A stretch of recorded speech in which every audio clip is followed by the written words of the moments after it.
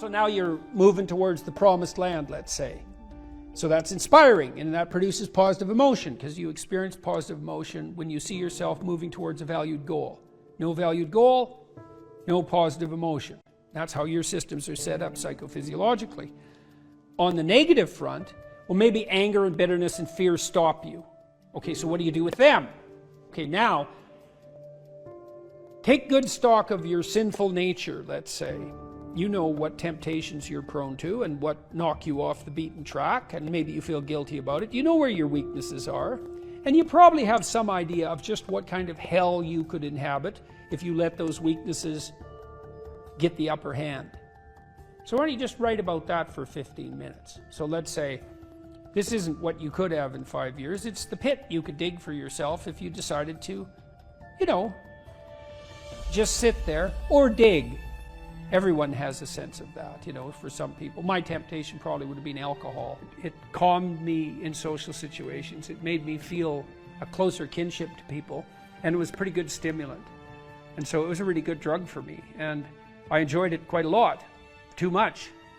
But I learned that I had better things to do. I wouldn't have stopped without better things to do. And what did you mean by better things to do?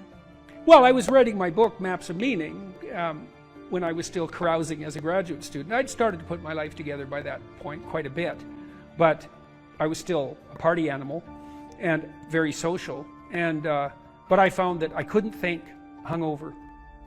And not only that, I couldn't handle the emotional tension of what I was dealing with intellectually. It was too, because if you're hungover, your emotions are more sensitive, especially your anxiety. And the work I was doing was way too demanding emotionally, because I was dealing with historical atrocity, and the motivations for that was just too damn dark, to be dealing with hungover. Plus, once I had written a fair bit and was editing, once you've edited your work to a substantial degree, you have to use finer and finer gradations of judgment to continue to improve it. And if you're fuzzy-minded at all, if you've impaired your judgment, when you edit, you can make it worse, not better.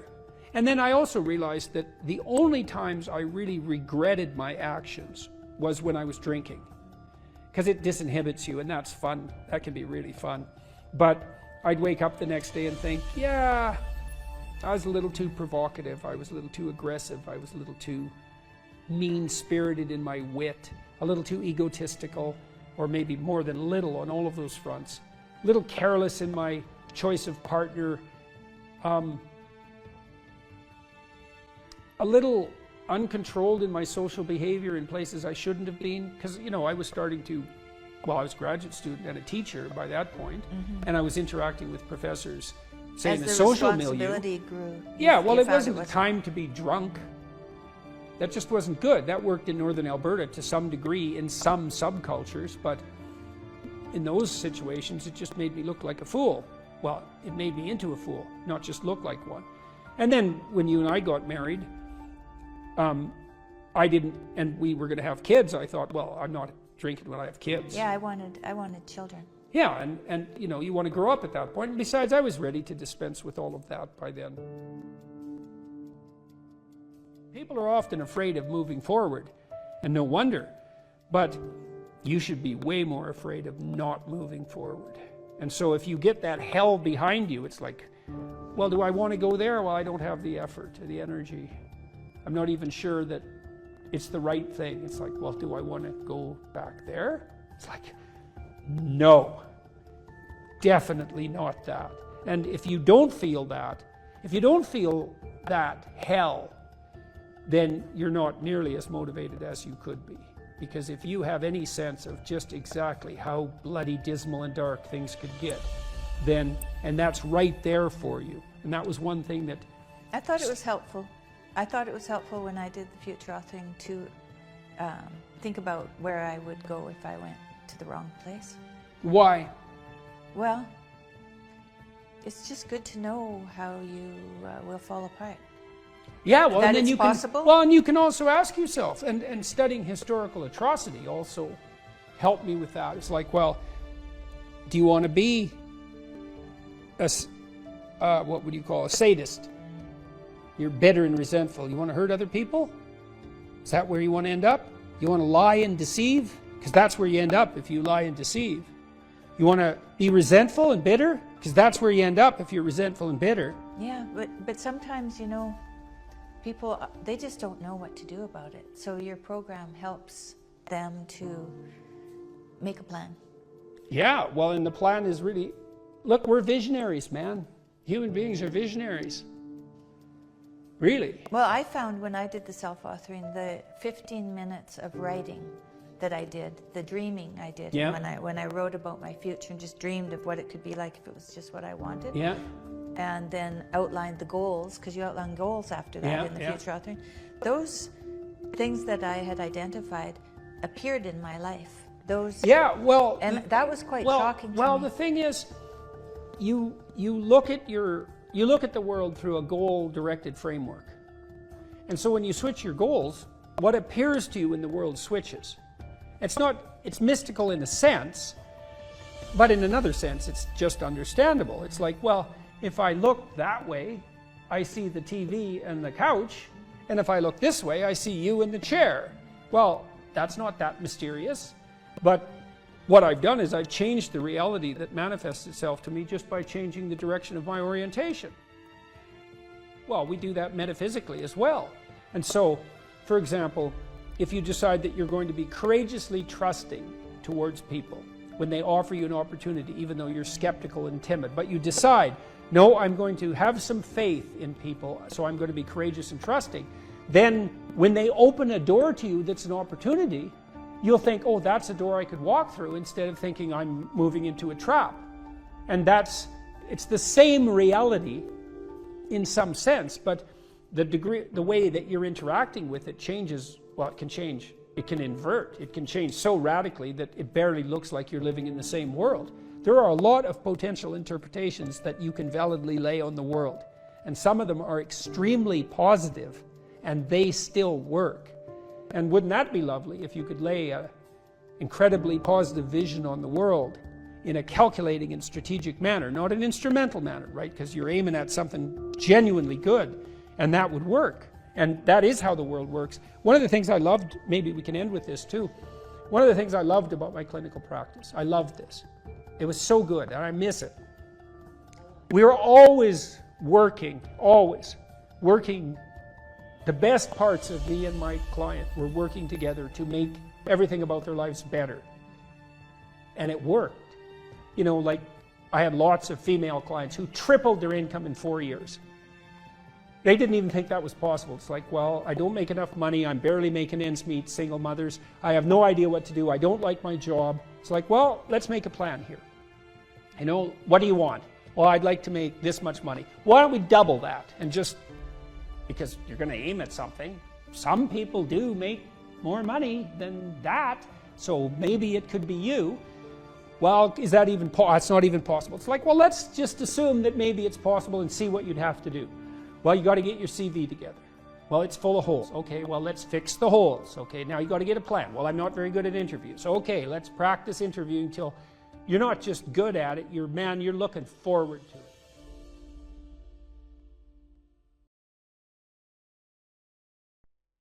Today is the beginning of the rest of your life, and it can be very frightening. It's a new world out there. It's a mean world out there, and you only live once.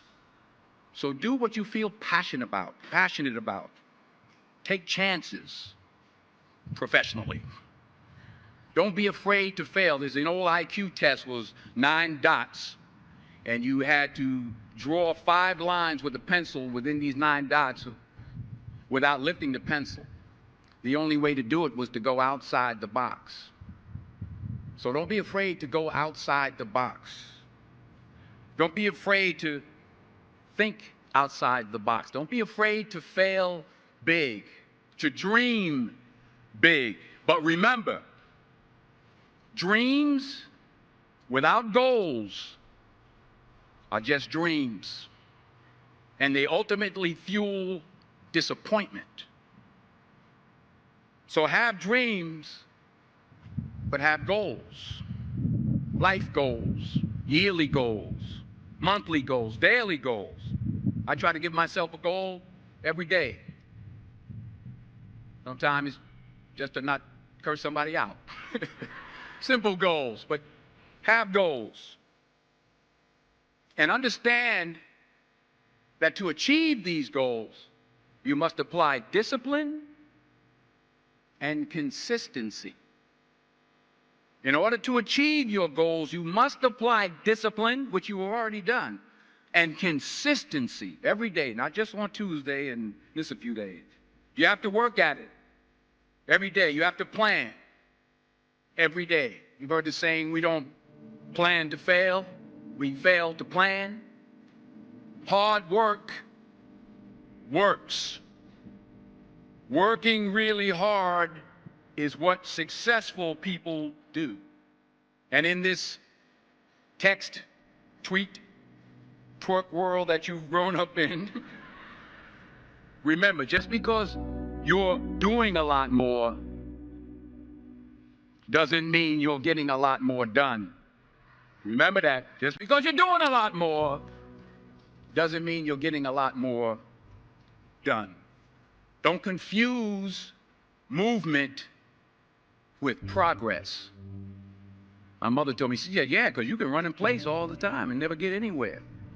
So continue to strive, continue to have goals, continue to progress. Number 3, you'll never see a U-Haul behind a hearse. I'll say it again. You'll never see a U-Haul behind a hearse. I don't care how much money you make, you can't take it with you. The Egyptians tried it. They got robbed. That's all they got. You can't take it with you. And it's not how much you have. It's what you do with what you have. We all have different talents. Some of you will be doctors, some lawyers, some scientists, some educators, some nurses, some teachers. Yeah, okay. Some preachers. The most selfish thing you can do in this world is help someone else. Why is it selfish? Because the gratification, the goodness that comes to you, the good feeling that I get from helping others, nothing's better than that. Well, one or two things, but nothing's better than that. Not jewelry, not big house I have, not the cars, but it's the joy. That's where the joy is, in helping others. That's where the success is, in helping others. Finally, I pray that you put your slippers way under the bed tonight, so that when you wake up in the morning, you have to get on your knees to reach them. And while you're down there, say thank you for grace. Thank you for mercy. Thank you for understanding. Thank you for wisdom. Thank you for parents. Thank you for love. Thank you for kindness. Thank you for humility. Thank you for peace. Thank you for prosperity. Say thank you in advance for what's already yours. It's how I live my life. That's why I am, one of the reasons why I am today. Say thank you in advance for what is already yours. True desire in the heart for anything good is God's proof to you, sent beforehand to indicate that it's yours already. I'll say it again. True desire in the heart, that itch that you have, whatever it is you want to do, that thing that you want to do to help others and to grow and to make money, that desire, that itch, that's God's proof to you, sent beforehand already to indicate that it's yours. And anything you want good, you can have. So claim it. Work hard to get it. When you get it, reach back. Pull someone else up. Each one, teach one. Don't just aspire to make a living. Aspire to make a difference.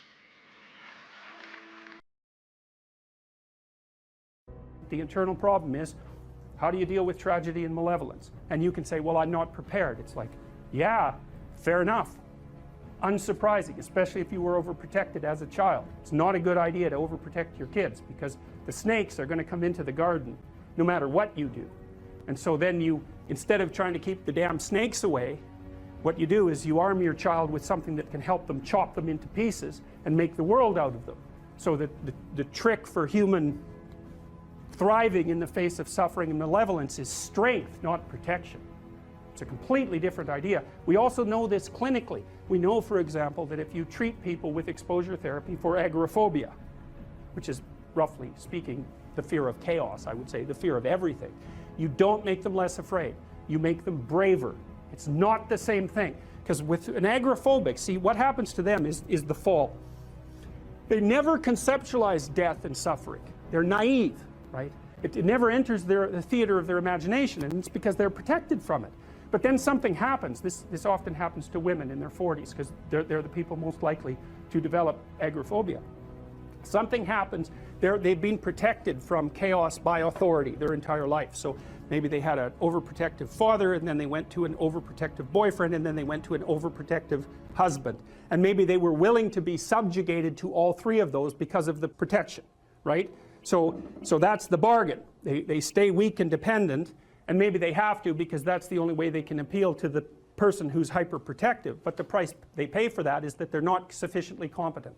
And then something happens in their life, often in their 40s. They develop heart palpitations, maybe as a consequence of menopause. Their heart starts to beat erratically, and they think, oh no, death. It's like, well, who are you going to talk to about that? Right? There's no protection from authority for that. Or maybe their friend gets divorced, or maybe their sister dies, or something like that. It brings up the specter of mortality, and maybe the specter of malevolence and mortality, and it brings it up in a way that authority, recourse to authority, cannot solve. And so then they have panic attacks. What happens? They go out, they get afraid, they feel their heart beating, then they get afraid of their heart beating because they think, oh no, I'm going to die, and they think, oh no, I'm going to die, and I'm going to make a fool of myself while I'm doing it and attract a lot of attention. So the two big fears come up. Mortality and social judgment. And then they have a panic attack. It's like fight or flight's gone out of control. Very, very unpleasant. Then they start to avoid the places they've had a panic attack. Then they end up not being able to go anywhere. So then Tiamat has come back, right? A huge monster, a little victim. And so what do you do with them? Well, there's no saying, no, there's no Tiamat. That's done, right? Their naivety is over. They've had a direct contact with the threat of mortality and social judgment. They've met the terrible mother and they've met the terrible father. And there's no going back. There's no saying, oh, the world is safe. It's not safe. Not at all. It's not safe. The fact that you think it's safe means that you were living in an unconscious bubble that was sort of provided to you by your culture. It's a gift. And now that's been shattered. And so now what do you do? Well, the answer is you retreat until you're in your house and there's nowhere you can go. You're the ultimate frozen rabbit, right? And your life is hell because you can't function.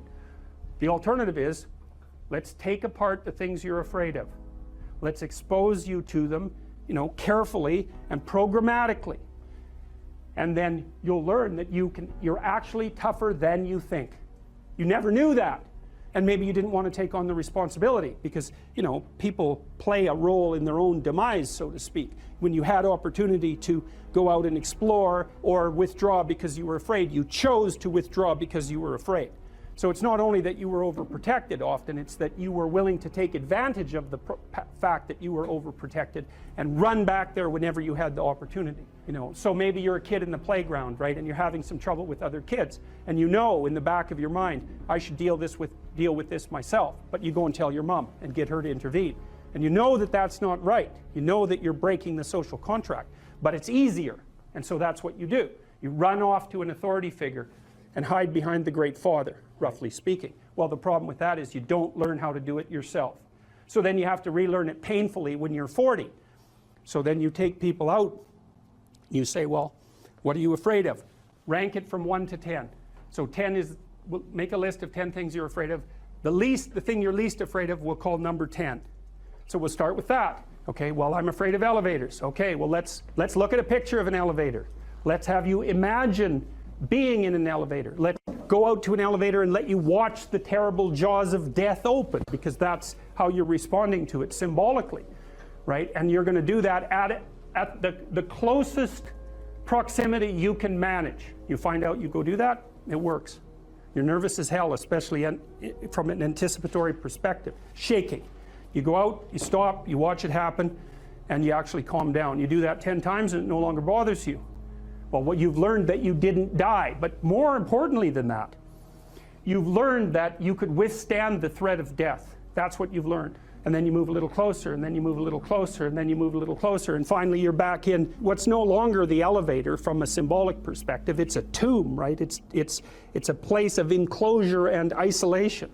And you learn, turns out I can withstand that. And then you're much more together, much more confident. And that's often one of the things that often happens in situations like that. I've seen this multiple times, is that if you run someone through an exposure training process like that and toughen them up, they'll often start standing up to people around them in a way they never did before, because they wouldn't stand up for themselves before, because they weren't willing to undermine the protection. See, if you're protecting me, I can't bother you, because I can't afford to forsake your protection.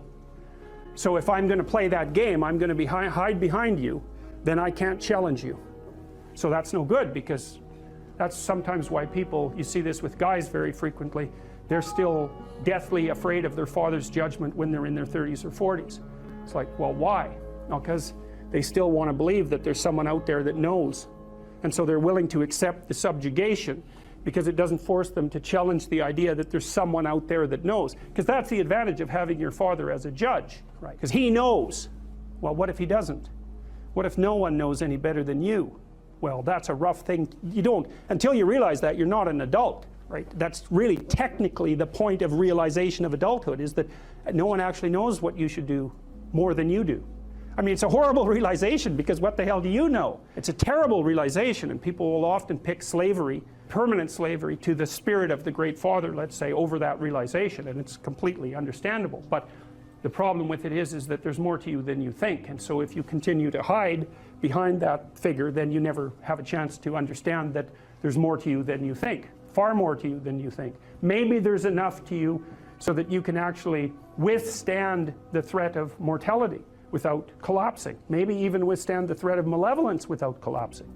Who knows? It's certainly possible. And it's not an abstract question. It's exactly the sort of question that you address in the psychotherapeutic process. It's always the question that you address. And the answer is often in the affirmative, because people can get unbelievably tough. And you know that because people work in emergency wards in hospitals, right? Or they work in palliative care wards, or they work as mortuary assistants. I mean, these people have bloody rough jobs, you know, or they're on the front line of police investigation into, you know, heinous child abuse crimes, and so they're confronting malevolence on a regular basis. And, you know, those are very stressful jobs, but people do them. And some people do them without even being damaged by them, although that's a harder thing, because you can see horrible things, you know, things you'll never forget.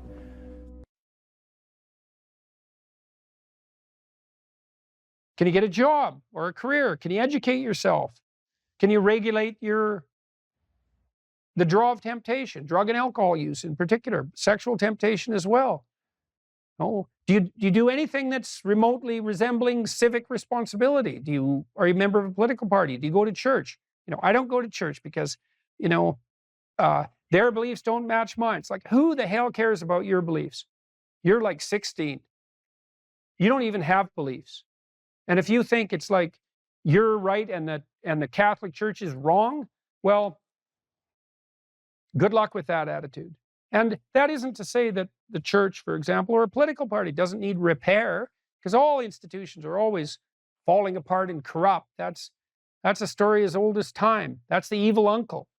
But good, you have something to do. Go fix it up. Definition of man. What am I, a biologist? But as it happens, I am a biologist, so I guess I don't have that excuse. Productive generosity is good. I once read a good description of Christian charity, and it was productivity plus generosity, which I really liked, because the hyper empathic types only concentrate on the generosity end of that. It's like, I'm generous, yeah, but like, do you have any money? No, I'm generous with other people's money.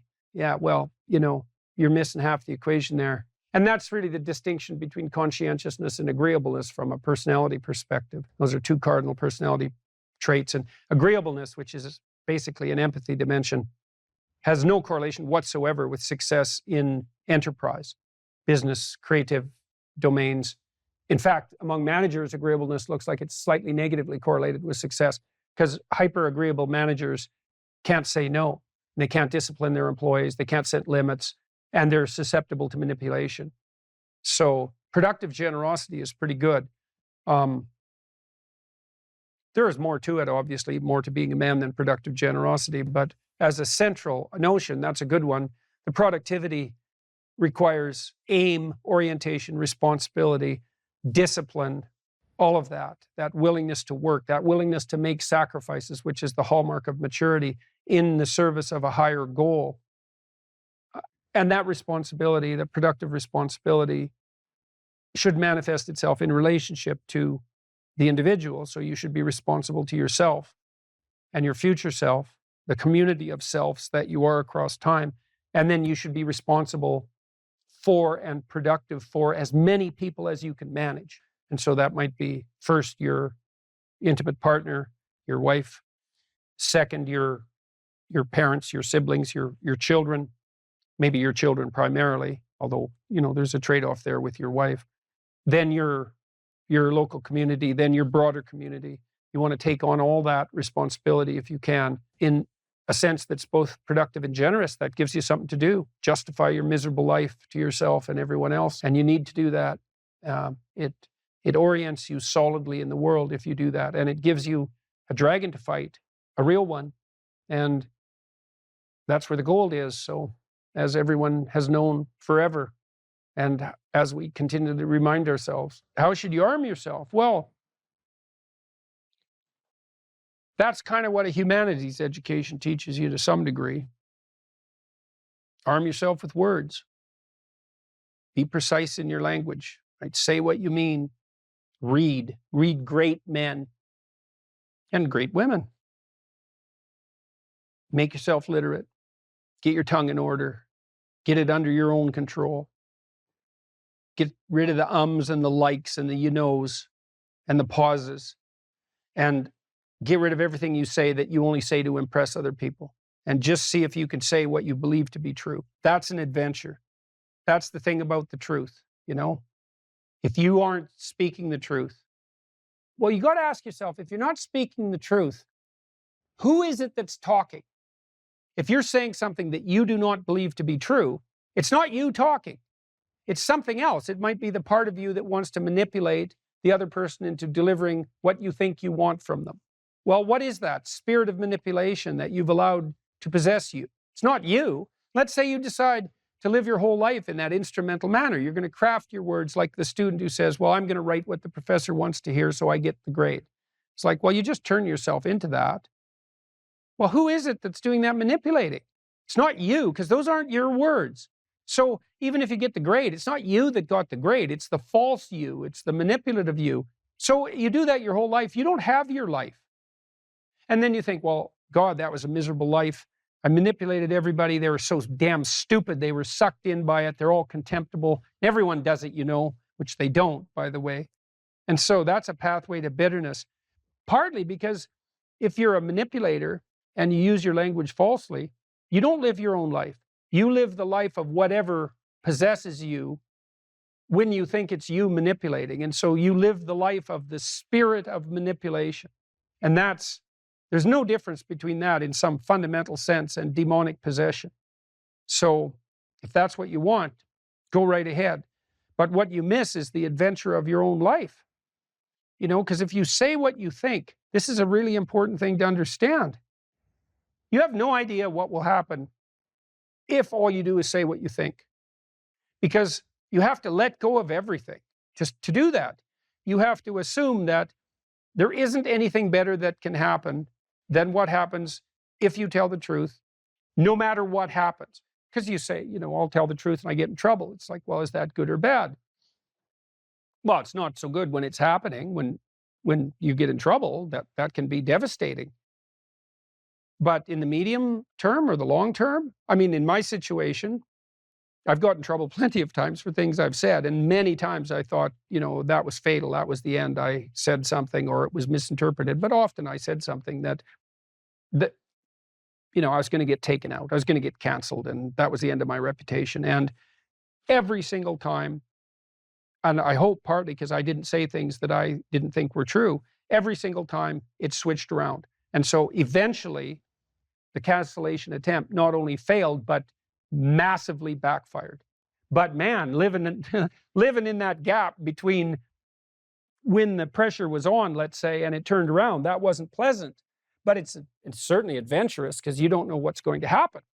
And maybe that is the adventure of your life, right? Imagine that the world was constituted so that the true adventure of your life emerged as a consequence of truth in speech and action. Because that would be reflective of the real you, so it would be you living. And then imagine that the adventure that would occur if you dwelled in the truth would be so overwhelming that it would justify all the suffering. And I think that's true. The great people I know are brutally truthful to themselves and other people. And they have insanely adventurous lives. And they also get more and more and more competent. I've talked to my daughter a lot about this. My daughter runs my companies. My daughter didn't know much about business when she started, and she was pretty sick too, and she didn't know a lot. And so it was easy for people who thought they knew a lot about business to pull the wool over her eyes. But Michaela has the ability to ask stupid questions, and we've talked about that a lot. It's like, you only have to ask a stupid question once if you're alert. You ask a stupid question, and if you're in a crowd and you ask a stupid question, 80% of the people in the crowd have the same question. They're just too cowardly to ask. But you ask and then someone actually tells you, you never have to ask that question again. You're no longer stupid. The Greeks had the maxim, know thyself. How do we come to know ourselves in terms of our personalities and, more importantly, potential? Well, one of the first ways to come to know yourself is to understand that you don't. You can learn to kind of watch yourself like you're watching a stranger. You have to adopt a position. It's a position of radical humility, I would say. Humility in two senses. So one sense would be the humility of recognizing your ignorance. So you have to understand that you don't know who you are. That's not easy to understand because you think you know. But then, you remember you can't control yourself very well. You're not very disciplined. You're full of flaws. Maybe you don't know yourself as well as you think. But it's hard to get low enough to understand how deeply it is the case that you are ignorant about who you are. Now, there's an upside to that too, which also is that you're also ignorant about who you could be. And so the discovery of that, is some reward for the horror of determining who you actually are. And then I would say, well, then you watch yourself. You watch yourself like you're watching a stranger. You watch what you say and you listen. And you think, well, what sort of person would say that? And how am I reacting emotionally when I'm communicating in that manner? Is that making me feel stronger or weaker? Is it filling me with shame? Is it helping my confidence? Am I laying out a lie? Am I deceiving myself and other people? Am I adopting this personality at parties that is designed to impress and to amuse, and it comes across as nothing but self-centered narcissism? What are my dark fantasies? What are my aggressive fantasies? What is it that I'm willing to do? What am I interested in so that I'll spontaneously pursue it? What do I procrastinate about and why? What am I unwilling to do? What do I think is good? What do I congratulate myself for accomplishing? And what do I berate myself for failing to confront and to implement? Those are all incredibly complicated questions, and you don't know the answers to them. So that's a start. And then in terms of potential, well, you'll discover a little bit more about your potential as you discover who you are, especially the darker parts of yourself, because then you discover your potential for mayhem. There's some real utility in that. It's actually something that strengthens you, because the first thing that a realization like that can in fact produce is the ambition to incorporate that dangerousness into a higher order personality. And that can make you implacable. That can make you someone who can say no when you need to say no. That can make you someone who won't avoid necessary conflict. And so that's unbelievably useful. And so that's one of the potentials that you might discover. The other thing you do to discover your potential is to, well, you challenge yourself. You know, it's like rule 4 in my book, 12 Rules for Life, is compare yourself to who you were yesterday and not to who someone else is today. And that's kind of a good way to start this. It's like, well, take a bit of a look at yourself and think about what's not so good that you could improve, that you should improve by your own standards, and that you would improve, you know, and set yourself a little goal. You know, maybe you're not studying at all at your university, or maybe you're at work and you've got this stack of paper there, you know, and you haven't looked at that damn stack for like a month, and you know that you should be, and you're bothering yourself at night because you're avoiding that.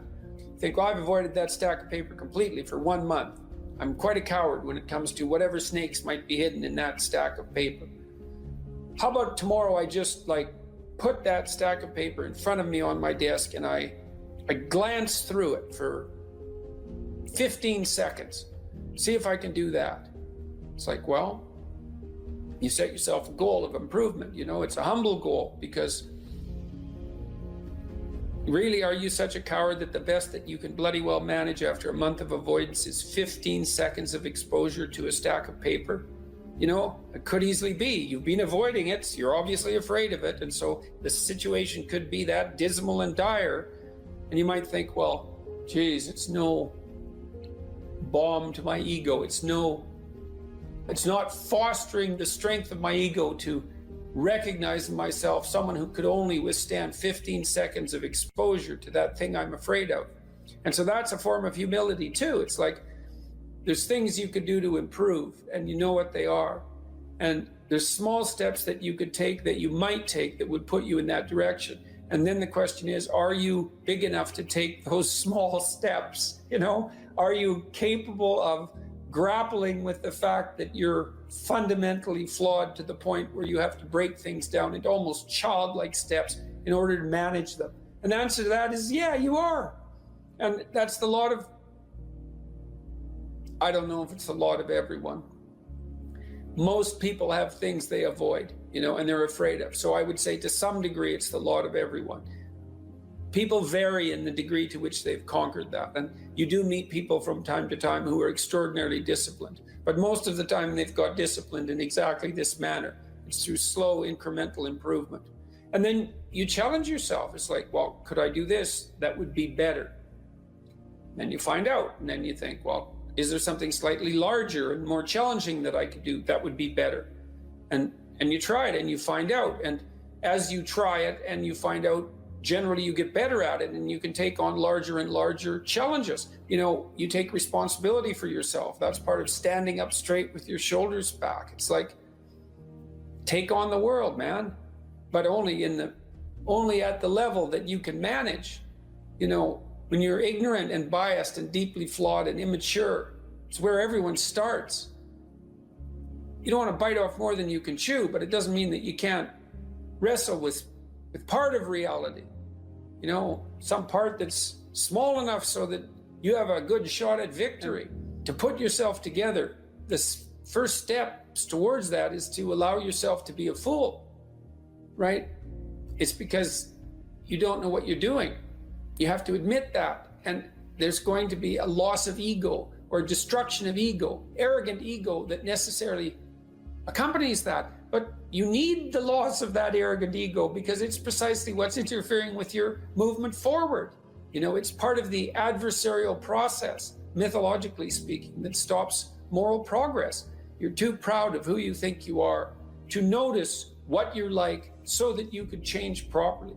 You don't want to sacrifice that part of yourself. It's probably associated with some delusion that helps you maintain a positive, although very fragile self-image, you know, in the absence of genuine effort. It's not to be recommended. You know yourself by watching and paying attention. It's watching like you're a snake. A snake watches like cold-bloodedly, with no emotional reaction, just to see what's there. It doesn't allow, symbolically speaking, doesn't allow what is wanted or desired to interfere with what is observed.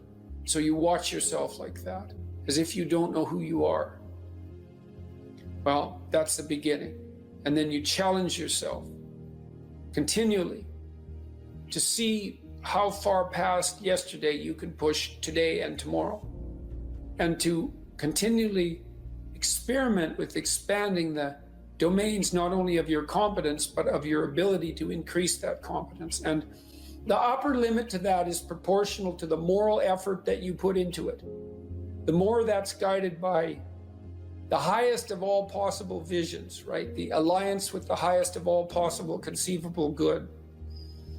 And the more it's accompanied by truth in speech and action, the more you will develop your potential. And you also, I suppose, have to be willing to undertake that as an adventure, because it's a hell of a thing to bear that kind of responsibility. It takes a person out of the ordinary. It takes them out of themselves. And there's an alienation and an isolation that goes along with that, and a great sorrow, all of that together. But there's deep meaning to be had in it, and there isn't anything better that you can do. So that's the answer to that question.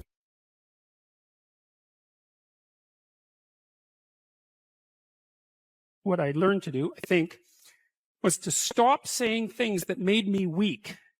I mean, I'm still trying to do that, because I'm always feeling when I talk whether or not the words that I'm saying are either making me align or making me come apart. I think alignment is the right way of conceptualizing it, because I think if you say things that are as true as you can say them, let's say, then they come out of the depths inside of you. Because we don't know where thoughts come from. We don't know how far down into your substructure the thoughts emerge. We don't know what processes of physiological alignment are necessary for you to speak from the core of your being. We don't understand any of that. We don't even conceptualize that, but I believe that you can feel that. I decided that I would start practicing not saying things that would make me weak. And what happened was that I had to stop saying almost everything that I was saying. I would say 95% of it. It's a hell of a shock to wake up and realize that, and you might think, well, do you really want all of that to burn off? It's like, well, there's nothing left but a little husk, 5% of you. It's like, well, if that 5% is solid, then maybe that's exactly what you want to have happen. The issue is there are times in your life where you know that the thing that you're saying is not true. It's a deception. It's a lie of some sort, and you're using it to manipulate yourself or another person or the world. And you're also fully possessed of the idea that you can get away with it. Where are you once you destroy your own ideal? What's left for you? There's nowhere to go. There's no up. And when there's no up, there's a lot of down. If you destroy your own ideal, which you do with jealousy and resentment and the desire to pull down people who you would like to be, let's say, then you end up in a situation that's indistinguishable from hell. Your moral degeneration contributes in no small way to the degeneration of the entire cosmos. Stop cheating at whatever game it is that you've chosen to play. That's a good start, and that'll straighten out your life. Just exactly what are your motives? If you're not doing something important with your life, maybe you're prone to cause trouble just because you don't have anything better to do. Because at least trouble is more interesting than boring. And so if you're not doing something, if you're not pushing yourself to the limits of your capacity, then you have plenty of leftover willpower, energy, and resources to devote to causing interesting trouble. There are so many things that need doing that all you really have to do is open your eyes and look at them and then decide that you're actually going to do something about them. And you might think, well, what's within my scope of influence is so trivial that it's not worth doing. It's like, it won't stay trivial for long if you do it. Not at all. And I don't think it's trivial to begin with. I really don't believe that anything done right is trivial. And my experience in my life has been that anything I actually did paid off. It didn't pay off necessarily in the way that I expected it to pay off. That's a whole different story. But if it was genuine commitment to do something, even if it went sideways and the outcome was really something other than what I expected, the net consequence over time was nothing but good. So every new frontier that can be conquered is an advance forward, and there's no shortage of frontier because we're surrounded by the unknown. We're surrounded by our own ignorance, and that's the secret to proper being. If you're interested in life, if you're interested in proper being, and you're disinclined to produce any more suffering than necessary, then you want to know how to conduct yourself when the catastrophe comes so that you have a reasonable possibility of moving through it. If you dare to do the most difficult thing that you can conceptualize, your life will work out better than it will if you do anything else. Well, how are you going to find out if that's true? Well, it's a Kierkegaardian leap of faith. There's no way you're going to find out whether or not that's true unless you do it. So no one can tell you either. You have to be all in this game. There is no more effective way of operating in the world than to conceptualize the highest good that you can and then strive to attain it. There's no better pathway to self-realization and the ennoblement of being than to posit the highest good that you can conceive of and commit yourself to it. You can take whatever job you have and you can make it a real nice little piece of absolute misery. Or you can act like a civilized human being and notice that no matter where you are, there's a richness and a complexity that's completely inexhaustible right at hand. And then you can take that seriously and you can say, well, I can make it a lot better if I want to. I can get along properly with my coworkers and not gossip behind their back, and I can treat my customers properly. And if an opportunity comes my way, I can take it and I can see what happens. There's always people out there who are doing far better than you on pretty much anything you want to imagine. And if all you're doing is seeing yourself in their reflected light, let's say, then it's going to be pretty damn dismal. But it's not a good comparison because, well, first of all, there's danger in just comparing yourself to others, period, because they're not you. And God only knows what struggles they had to undertake to get to where they were, or what burdens they're currently carrying that you're not aware of. But you can certainly contrast yourself with yourself. And that's a lot better. It is the only way. Well, it's also the only way of really measuring anything approximating proper improvement. You can actually tell when you're a little better than you were yesterday. Right. And you can actually do that. That's another thing that's so interesting about it, is that you can actually make yourself a little better in some way, pretty much, well, I don't know if it's at every moment, but you can certainly do it every day.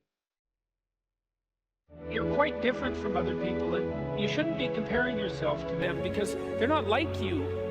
You know, they don't have your family. They don't have your temperament. They don't have your troubles. They don't have your abilities. The only person that has those is you.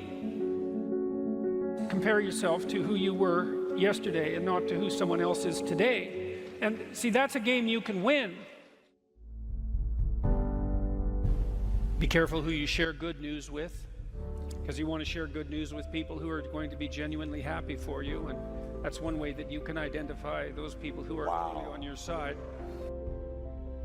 Be careful who you share bad news with, because that's equally tricky. You know, you want someone who will listen to you when you're having trouble and allow you your grief, especially if it's a consequence of something tragic, and who won't try to one-up you, you know, because often when you're talking to people, they'll be thinking about what they have to say that's worse, and that's not helpful if you need a listening ear.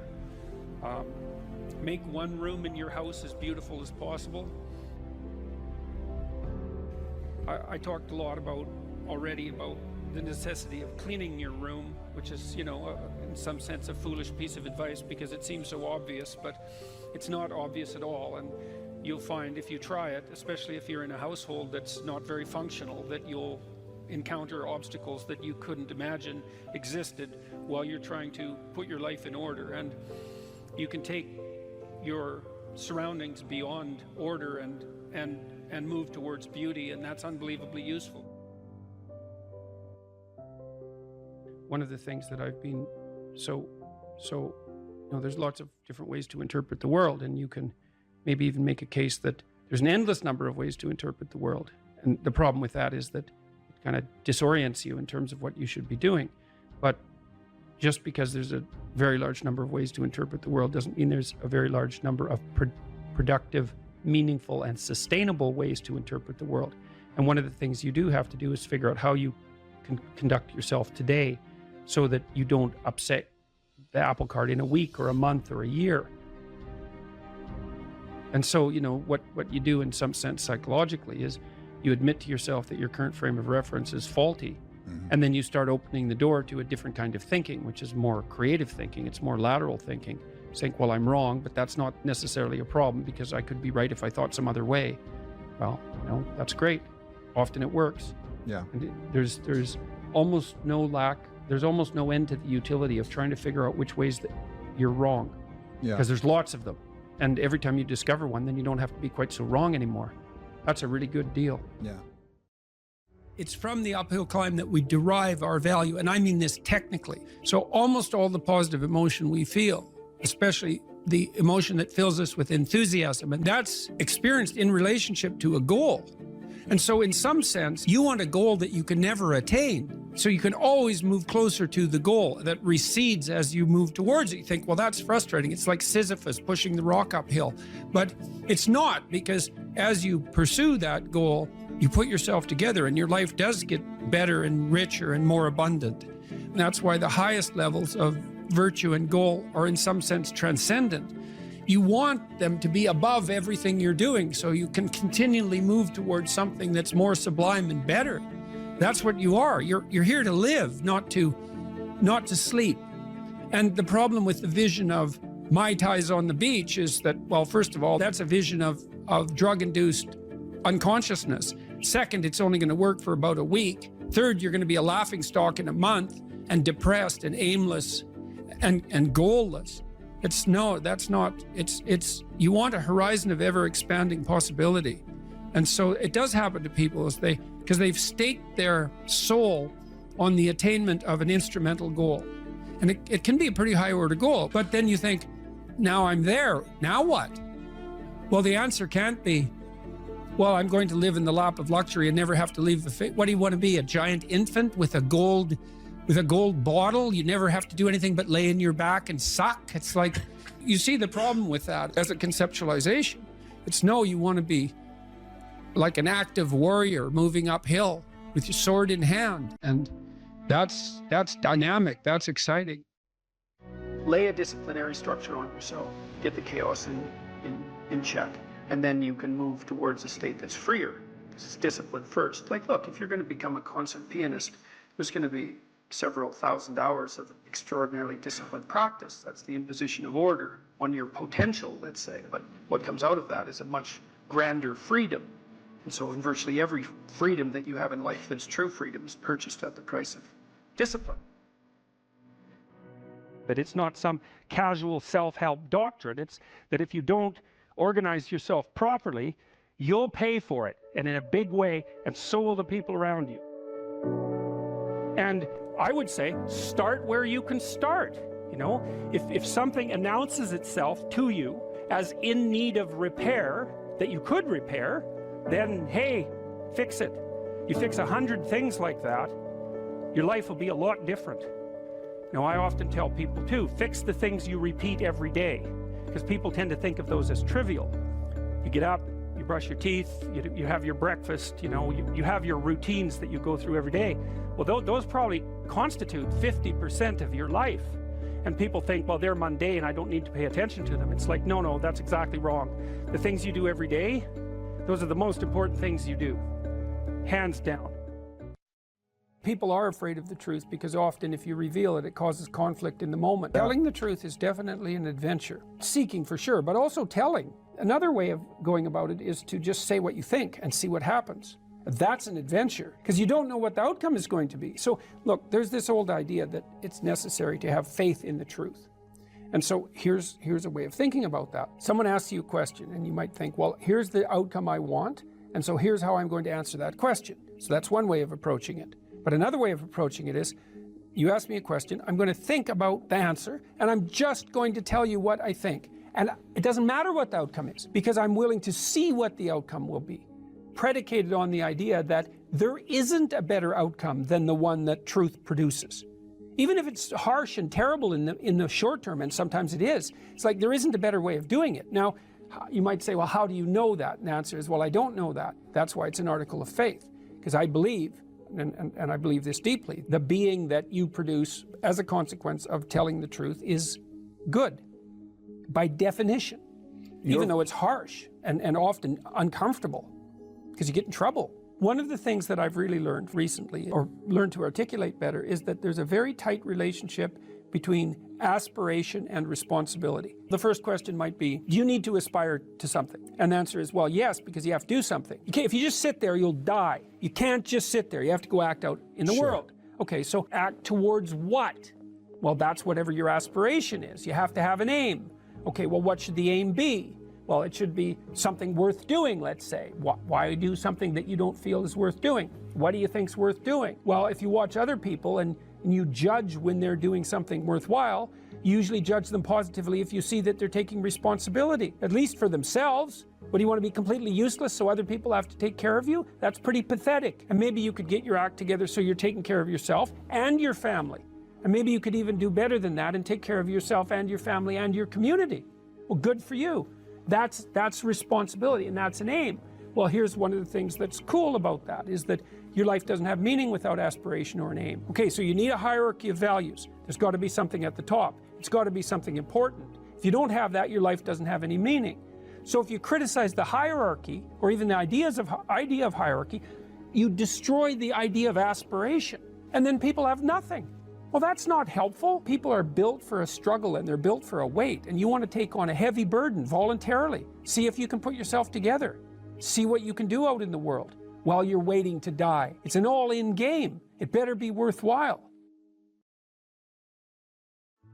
The great people I know are brutally truthful to themselves and other people, and they have insanely adventurous lives.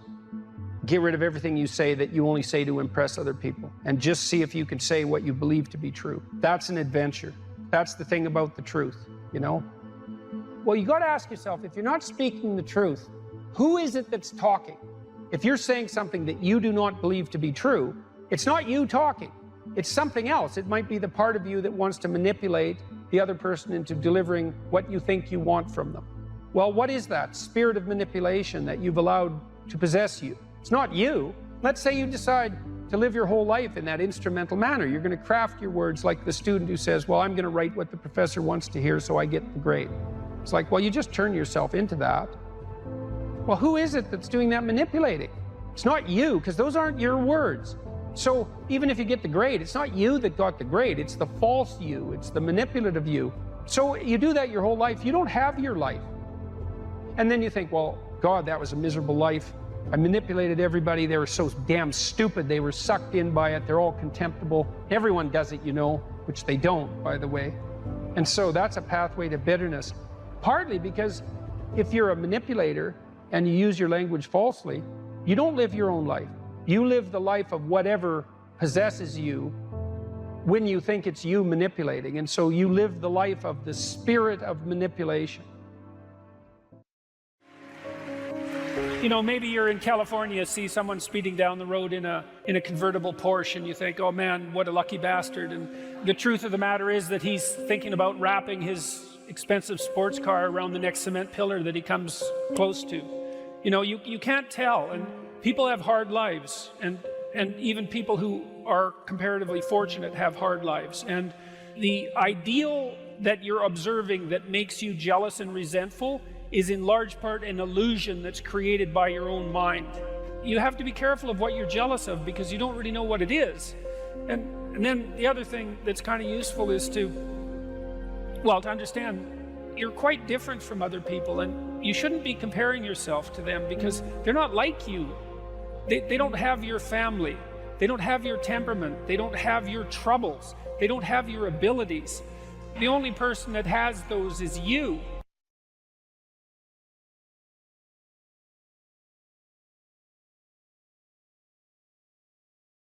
This is an interesting thing about the integration of the shadow, because recognizing yourself as the locus of evil, let's say, actually, in some sense, gives you far more respect for yourself, strangely enough, because the same respect that you might have for a wild animal or even a monster. So then maybe you learn to treat yourself differently. Like I think this is particularly true with regards to the discipline of children. You know, if you know that you're a monster and that will manifest itself in your life consciously or unconsciously, and if it's unconsciously, it's not good, then you become better at disciplining children. And the reason for that is that you don't want to expose them to your dark side. And so if they behave and don't provoke you, which means they'll also behave for other people, then the monstrous part can stay in abeyance, and then that's great.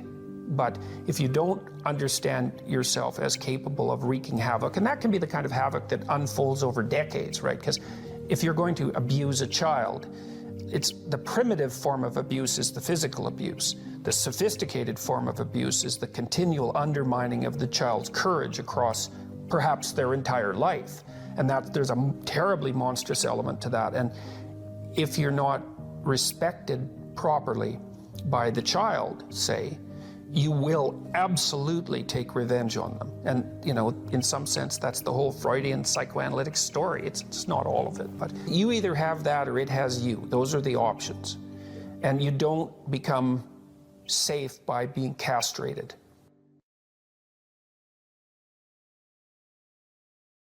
You have to be tough as a damn boot to be good, because you have to stand your ground when you need to stand your ground, and you have to be able to say no when it's time to say no, and you have to mean it. And so then you have to think and plan strategically so that when you're going to say no, you can mean it and it will stick. You know, and that takes a certain amount of integrated malevolence, I would say. And once it's integrated, it's not malevolence, it's strength. It's strength of character. It's the ability to stand your ground. And you have to cultivate that. And you cultivate that at least in part by telling the truth. And so you take your place in the world as a decent person and as a decent citizen, and you play the hierarchical game properly. And that is to stand up straight with your shoulders back. It's like the world's an onslaught. You've got the tyranny of culture to deal with. You've got the catastrophe of nature. You've got your own damn malevolence and ignorance, right? All coming at you, plus the incredible, complicated, indeterminate potential of the future. That's all coming at you, and it's all your responsibility. And you can cringe away from it and be afraid of it and be victimized by it and be bitter and cynical about it. And no wonder, because it can be painful. Or you can turn around and you can say, man, bring it on, because there's more to me than there is to the catastrophe. And this is what I discovered from looking at what I looked at. I looked at the darkest things I could look at, really, for 30 years. I was really a lot of fun to be around, I can tell you. I looked at the darkest things that I could think of, right? Not only what happened in Auschwitz and what happened in the Gulag, but personal issues. You know, it's like I wasn't so much interested in the totalitarians as a group. I was interested in the people who undertook the terrible acts that the totalitarians required. You know, the people who, I was just rereading Ordinary Men, and it was a story about a police battalion in Poland that trained ordinary policemen to take naked pregnant women out into the fields and shoot them in the back of the head. It takes a lot of training, by the way, before you can bring yourself to do that. And you aren't the same person by the end of it. It's pretty goddamn horrific. You know, and I was trying to figure out, what would it be like to be that person? Because we are that person. And then what would it be like to not be that person, right? To refuse to do that, to not participate in that. You know, and what I discovered by making that totalitarian proclivity personal was that there's more to us than there is to the horror. As nature is, bent on our destruction, bad as culture is, tyrannical and bloody, back as far as you can look, as malevolent as you are in the darkest part of your heart, and that's plenty malevolent. The possibility that's within you that can well up, the courage and the truth and the ability and the skill and the willingness to set things right, if you are willing to set them right, is more powerful than all of that.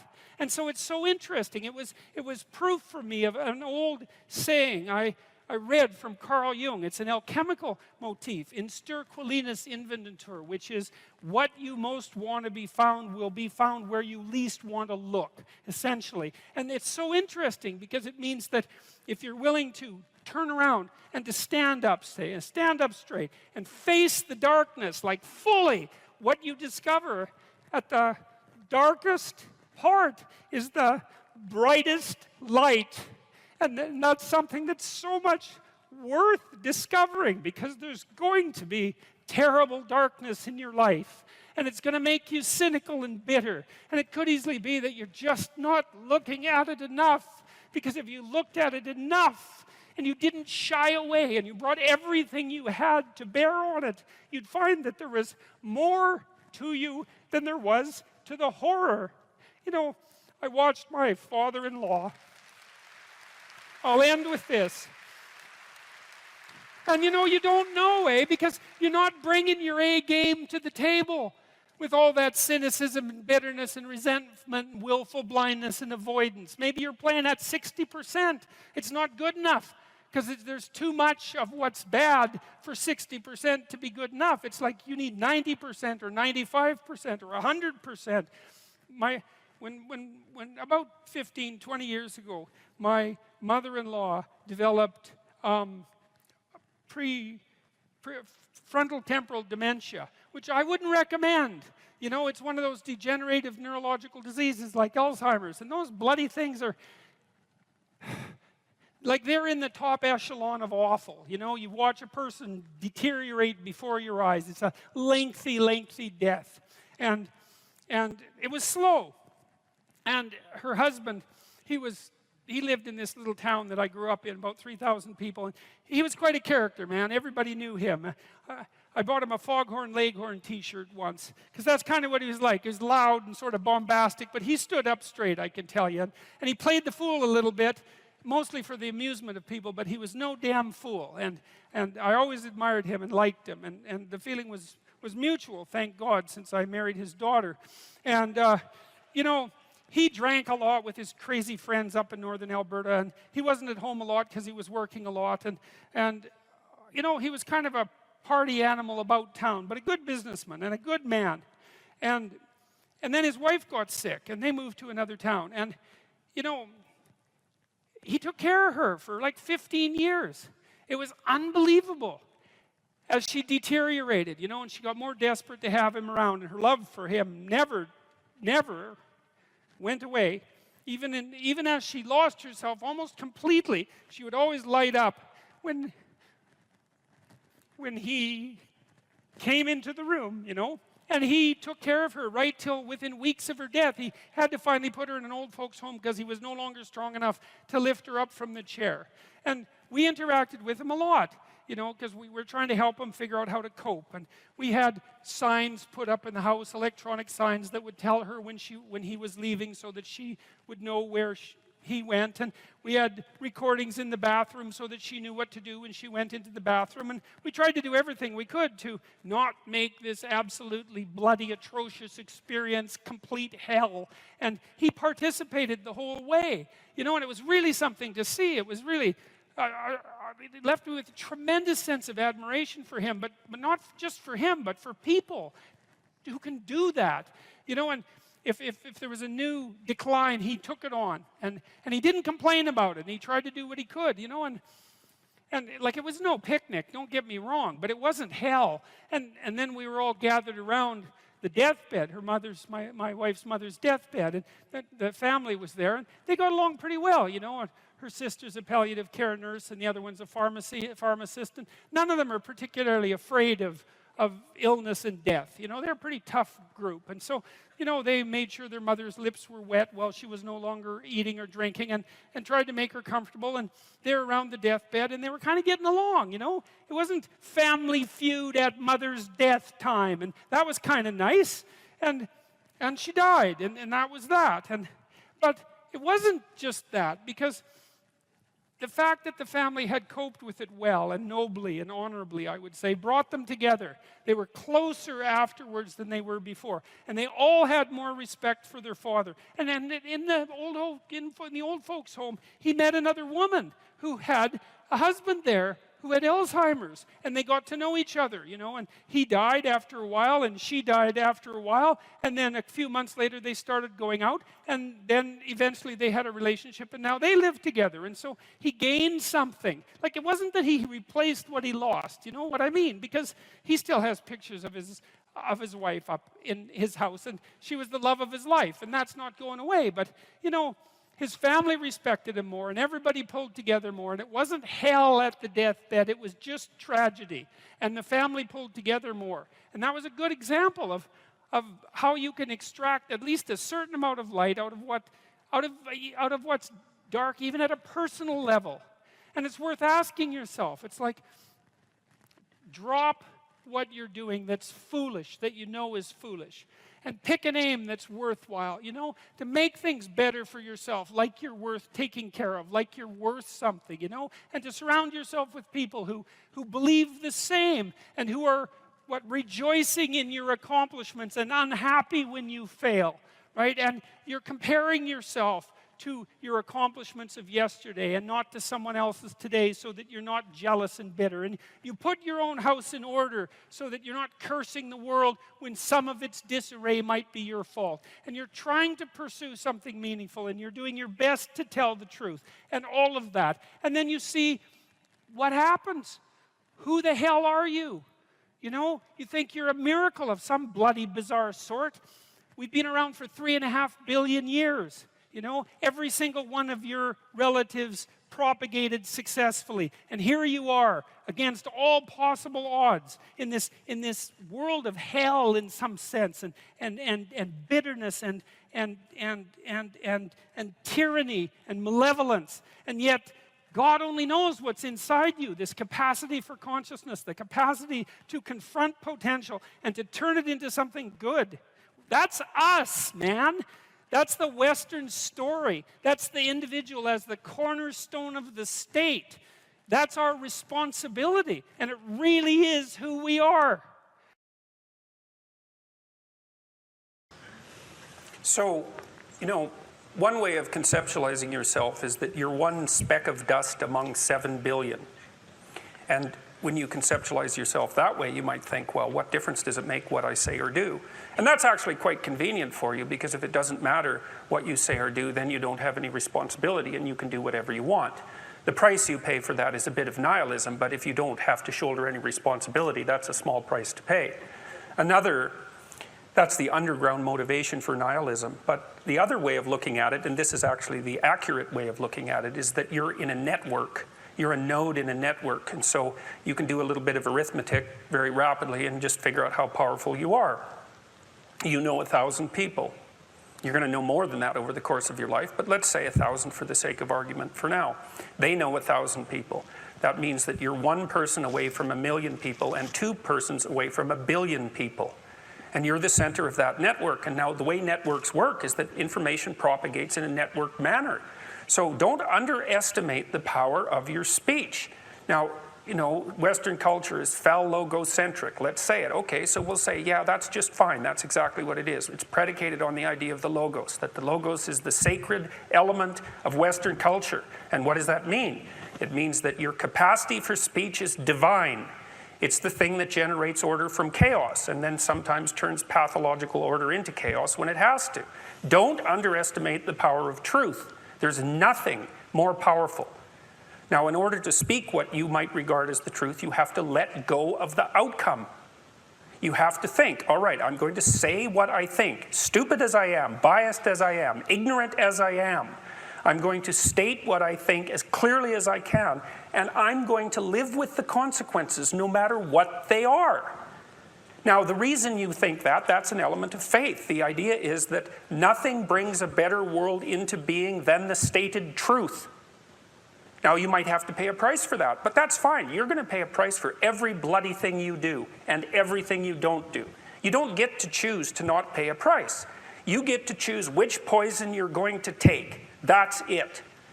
So if you're going to stand up for something, stand up for your truth. It'll shape you, because people will respond and object and tell you why you're a fool and a biased moron and why you're ignorant. And then if you listen to them, you'll be just that much less like that the next time you say something. And if you do that for 5 years, you'll be so damn tough and articulate and able to communicate and withstand pressure that you won't even recognize yourself. And then you'll be a force to contend with. And you don't get to wait until, because I get letters like Gad Saad gets all the time too, from faculty members in particular, and they say, well, you know, when I get tenure, It's like, then they think, well, when I'm an associate professor, and then they think, well, when I'm a full professor. It's like, if you're a professor already, you're like the most protected person in the history of the planet, you know, and you need, well, okay, but one of the things that indicates is that it's almost impossible to provide people with enough protection so that they feel safe to speak. Okay, so we'll address that directly. It is not safe to speak, and it never will be. But the thing you got to keep in mind is that it's even less safe not to speak. Right? It's a balance of risks. It's like you want to pay the price for being who you are and stating your mode of being in the world, or do you want to pay the price for being a bloody serf, one that's enslaved him or herself? Well, that's a major price, man. That thing unfolds over decades, and you'll just be a miserable worm at the end of about 20 years of that, right? No self-respect, no power, no ability to voice your opinions, nothing left but resentment because everyone's against you, because of course you've never stood up for yourself. It's like, say what you think carefully, pay attention to your words. The price is, it's a price you want to pay if you are willing to believe that truth is the cornerstone of society. And in the most real sense, if you're willing to take that leap, then tell the truth and see what happens. And nothing better could possibly happen to you. There'll be ups and downs, and there'll be pushback, and there'll be controversy and all of that, but it doesn't matter. The truth is what makes the world, the truth is what redeems the world from hell, and that's the truth. And we saw plenty of hell over the last 100 years, you know, and we haven't learned a bloody thing from it. It's like, wake up, tell the truth, or at least don't lie. That's a start. And you got to understand that's a risk. But I have one more brief thing to say about that. So, you know, I said what I had to say back in September, and I'm sure that I could have done it better, and many people have told me how I could have done it better, although it didn't mean they would actually do it, but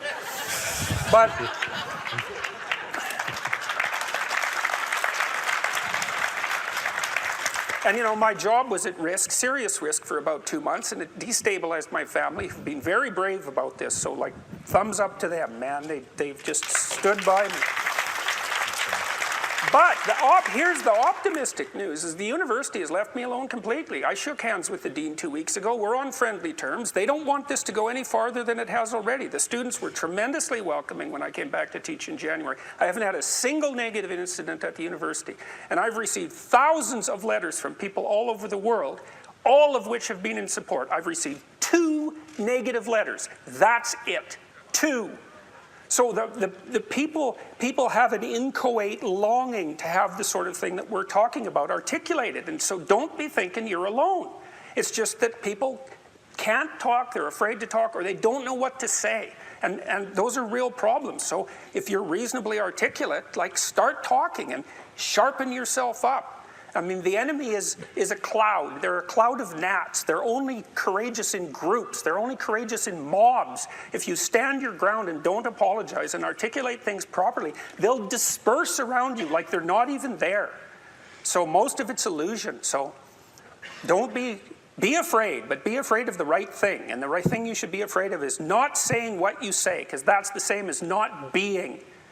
And here you are, suffering away. You might as well be at the same time. At least then there's something to you. So.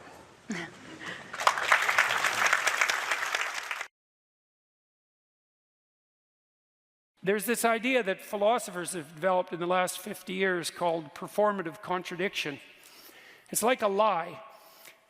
Normally you think of a lie as, you lie when you say something that you know not to be true.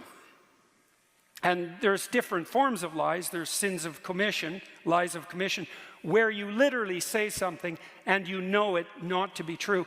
And then there are lies of omission, where you have something to say and you don't. And classically, people have regarded sins of commission more seriously than sins of omission.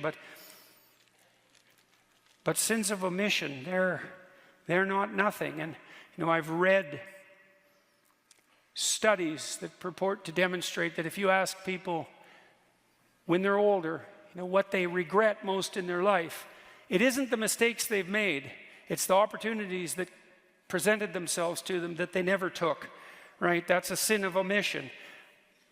I think it's an open question. You know, maybe your life would be long enough, even though it's short. Maybe your life would be long enough if you took advantage of everything that came your way. Maybe you'd exhaust yourself in the pursuit of that opportunity so that you could be content with the finitude of your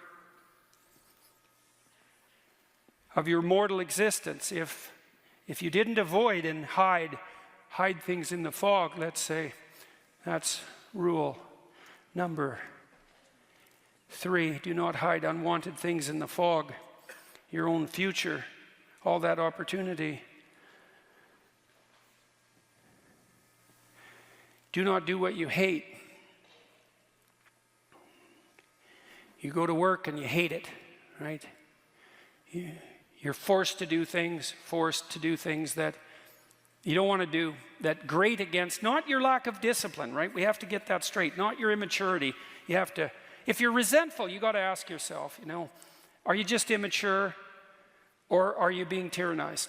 No, those are the questions. And the probability that you're immature is very high if you're resentful, but it's also, well, it's the case for everyone, right? It's like, have you fully grown up?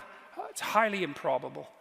And well, you know people, you know what they're like, you know yourself, that you're still 13 in some ways. And I can see this in my clinical clients often. It was so interesting watching them talk, because especially if they had been hurt at some point in their life, they would literally, I could see them transform right before my eyes. I saw one woman once who talked to me about a very traumatic experience she had. Her mother put her in a grocery cart, and it was on a hill, and she rolled down the hill in the bloody grocery cart, and it spilled her out, and she ended up in the hospital and under the care of a pretty damn psychopathic nurse. And it really tilted her towards paranoia for the rest of her life, right? She was so shocked, first of all, that she got hurt, and second of all, that when she went for help, she encountered someone malevolent who actually, what would you say, fed on her pain. She never recovered from that. And then when she was telling me the story, she was like a 55-year-old woman. She was 5. Like everything about her just shifted, like her tone of voice, the set of her face, the voice she used. You could just see that part of her had come to one crash and halt in the out-of-control shopping cart that hit the pavement hard when she was 5 years old. And this hate.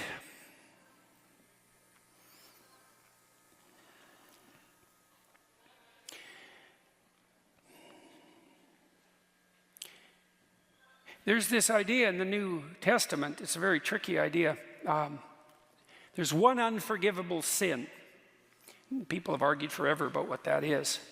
Because the idea that one of the ideas our culture is based on is that if you've made mistakes in your life, but you admit to them, so that's to confess, let's say, and then you repent, which is to figure out what the hell you did wrong and decide to do better in the future. And that can be very hard if you did something really wrong, so it's not like it's an easy thing to do.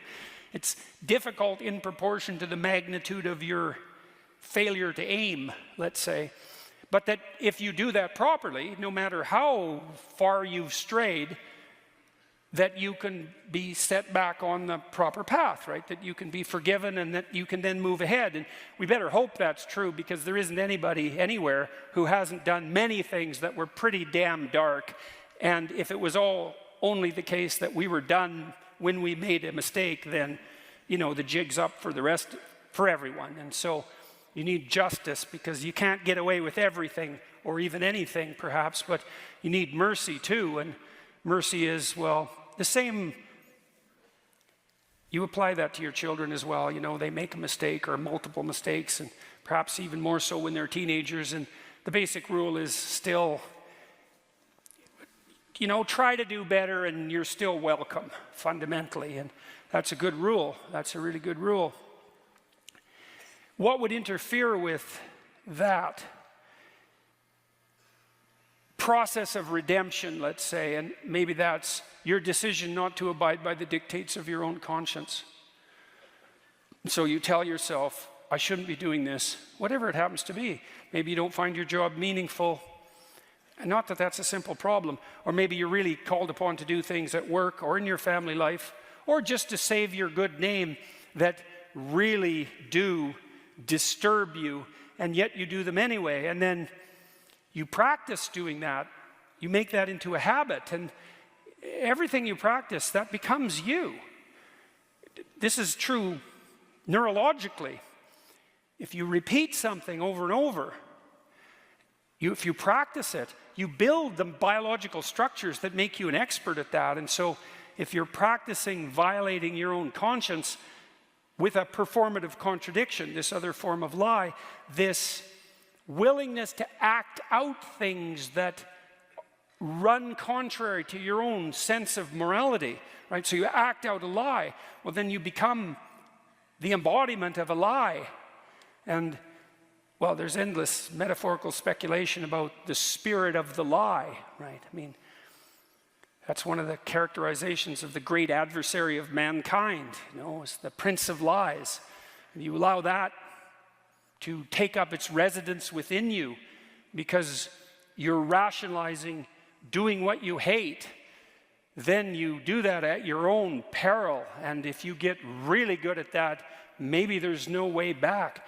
The danger of being an actor, you know, is that you become the actor and then you lose you, obviously. You replace you with that falsehood, and that will make you bitter, to lose you in the service of a falsehood. And then, you know, once you're bitter, then you're vengeful, and once you're vengeful, then you're, what's next? Fratricidal. That's Cain, by the way. And once you're fratricidal, the next step is homicidal, and the step past that is genocidal. And, you know, you can walk down all those steps, and people have lots of times. And every one of us has something in us of all of that. That's for sure. And you don't want to practice that. That's Nietzsche's realization. He said, look, imagine that you live within a belief system, and then something arises to challenge the belief system. Not only does the belief system collapse, but something worse happens. Your belief in belief systems collapses. And that's the road to not. Now, it doesn't have to, because you can jump from one belief system to another. But sometimes that doesn't work, is that you do a meta-critique and you say, oh, I was living in this protective structure and it turned out to be flawed. Okay, one alternative is jump to another protective structure. Fine. Another alternative is protective structures themselves are not to be trusted. Bang, you're in chaos. How the hell are you going to get out of that? That's the pathway to nihilism. Well, you can work your way through that. That's difficult. Or you can do what Jung would regard as a soul-damaging move, and you can sacrifice your new knowledge and re-identify with something rigid and restricted, which is what I would say is happening to some degree with the people in Europe who are turning to a regressive nationalism as an alternative to the current state of chaos. It's like, I know that people need to identify with local groups. I understand that. But they risk the danger of making the state the ultimate God. And that's order, but that's not a good replacement for chaos. It's just another kind of catastrophe, right? Too much order, too much chaos, both catastrophes. You want to stand in the middle somehow and mediate between the two, and that's where you have your real strength. Because then it isn't that you've discovered a safe place. Because even the bloody right-wingers are after a safe place, right? They just want it to be the state. Yeah, exactly. Well, there's no safe places. And the next issue is, do you really want a safe place? Is that what you want? You want to be so weak that you want to be protected from threat. What the hell kind of life is that? You're a paralyzed rabbit in a hole. That's no life for a human being. You should be confronting danger and the unknown and malevolence, because, and the reason for that too is, this is the weird paradox. And I believe this is the paradox, first of all, that was discovered in part by Buddha, but also laid forth very clearly in Christianity, which is that the solution to the problem of tragedy and malevolence is the willingness to face them. Now, who the hell would ever guess that? It's a completely paradoxical suggestion. is that, well, why does it work? Well, because the more you confront the two of them, the more you grow. And maybe you can grow so that you're actually larger than the chaos and malevolence itself. And you think, well, what's the evidence for that? And that's easy. That's what people do. That is how we learn. Like every time you expose your child to something new, a playground, what are they exposed to? Chaos and malevolence. Now, there's more to it than that, obviously, because kids play and they, you know, they promote each other and they form friendships and all of that. But in the playground itself, there is the complexity of the social structure and the malevolence of the bully. It's right there. And you throw your kid in there and you say, adapt, and they do. Okay, so they can do it at a small scale. It's not trivial. The playground's a complicated place. The kid can adapt. Well, how much can you scale that up? Can you scale that up to from the chaos and order and malevolence of the playground to chaos and order and malevolence itself? Well, that's the question. Well, I don't think there's any reason to answer that in the negative. So, because we don't know the full extent of a human being. And it is the problem that's worked out. So in the Buddha story, for example, what happens after, so Buddha's world collapses in the same way that Adam and Eve's world collapses. It's a consequence of repetitive exposure to mortality and death. What happens to Buddha is he realizes that the little protected city that his father made for him, the walled garden, it's exactly the same motif that's in this Adam and Eve story, it's fatally flawed. That kind of protection cannot exist, and he discovers that in pieces, right? Which is exactly what happens to children, is that they go out, they discover a limit, they run back. And the parents can help them with the limit. They run out, they discover a limit, they run back. But at some point they run out, they discover a limit, they run back, and the parents have nothing to say to them. Because they've hit the same limit that the parents hit. Which is like, well, what are you going to do with your life? How are you going to operate in this archetypal universe? Well, your parents can only say, well, they can say you identify with the proper archetypal figures. And they do that, they at least act that out for you, but at some point it's a problem that they cannot solve for you without making you weaker. That's the thing, you know. So it's an interesting thing that I've learned in therapy, because one of the things you have to learn as a therapist is how do you not take your client's problems home with you. It's a very common existential problem that beginning therapists face because they're afraid. It's like, well, you're dealing with people all the time who have serious problems. Sometimes it's mental illness, although less frequently than you'd think. And sometimes it's just that they're having a good catastrophe, right? Their parents have cancer or something like that, or their father has Alzheimer's and they're unemployed, or they have a drug problem, or they have a schizophrenic son, or like, these aren't mental illness problems, right? Those are just catastrophes. And so people are discussing those with you all the time. How do you avoid being crushed by that or avoid taking it home? And the answer to that is you don't steal the problem. That's the answer. It's like, you have some problems. If you come and talk to me, I'll help you figure out how to solve them. I will not tell you how to solve them. I won't steal your problems. Because what we're trying to do in therapy is, number one, solve your problem. Number two, turn you into a great solver of problems. And the second one is way more important than the first one. And so you never solve someone's problem by removing from them the opportunity to solve their problem. That's theft. That's the Oedipal situation. That's the Oedipal situation. That's the overprotective mother. Now, father can play that role too. We're talking about archetypal representations. It's like, I'll protect you at the cost of your ability to protect yourself. No. Wrong. That's a sin. That's a good way of thinking about it. That is not what you do with people. Not with your children, not with your partner, not with yourself. You don't do that. That destroys people's adaptive competence. And it disarms them in the face of chaos and malevolence. And that's a terrible thing. You're going to send someone out unarmed in a world like that? It's a terrible thing to do. So, and if people aren't strong enough to manage it, then they get resentful. And then, you know, you get the downhill spiral that goes along with that. Okay, so the meta story is partly you have a map, but it's insufficient and things will come up to disrupt it, and sometimes the disruption is catastrophic. Everything falls apart. That's what happens to the Buddha, and that's what happens to Adam and Eve. And the rest of the biblical stories are actually an attempt to put that back together. Now, that's been assembled, as I said, it's been assembled over centuries, right? Okay, we've got the problem. The problem is the ever-present reality of the apocalyptic fall. That's the problem. And so you could say, well, what is that? It's the insufficiency of all potential conceptual schemes. Right. Your conceptual schemes are insufficient to deal with the complexity of the world. It's a permanent problem. So what do? You stop relying on your conceptual schemes. That's part of the answer. You start relying on instead on your ability to actively generate conceptual schemes in the face of chaos and malevolence. And so that makes you someone that identifies with your creative capacity, your creative, courageous capacity for articulation and action in the face of the unknown, rather than some formulaic approach to the territory.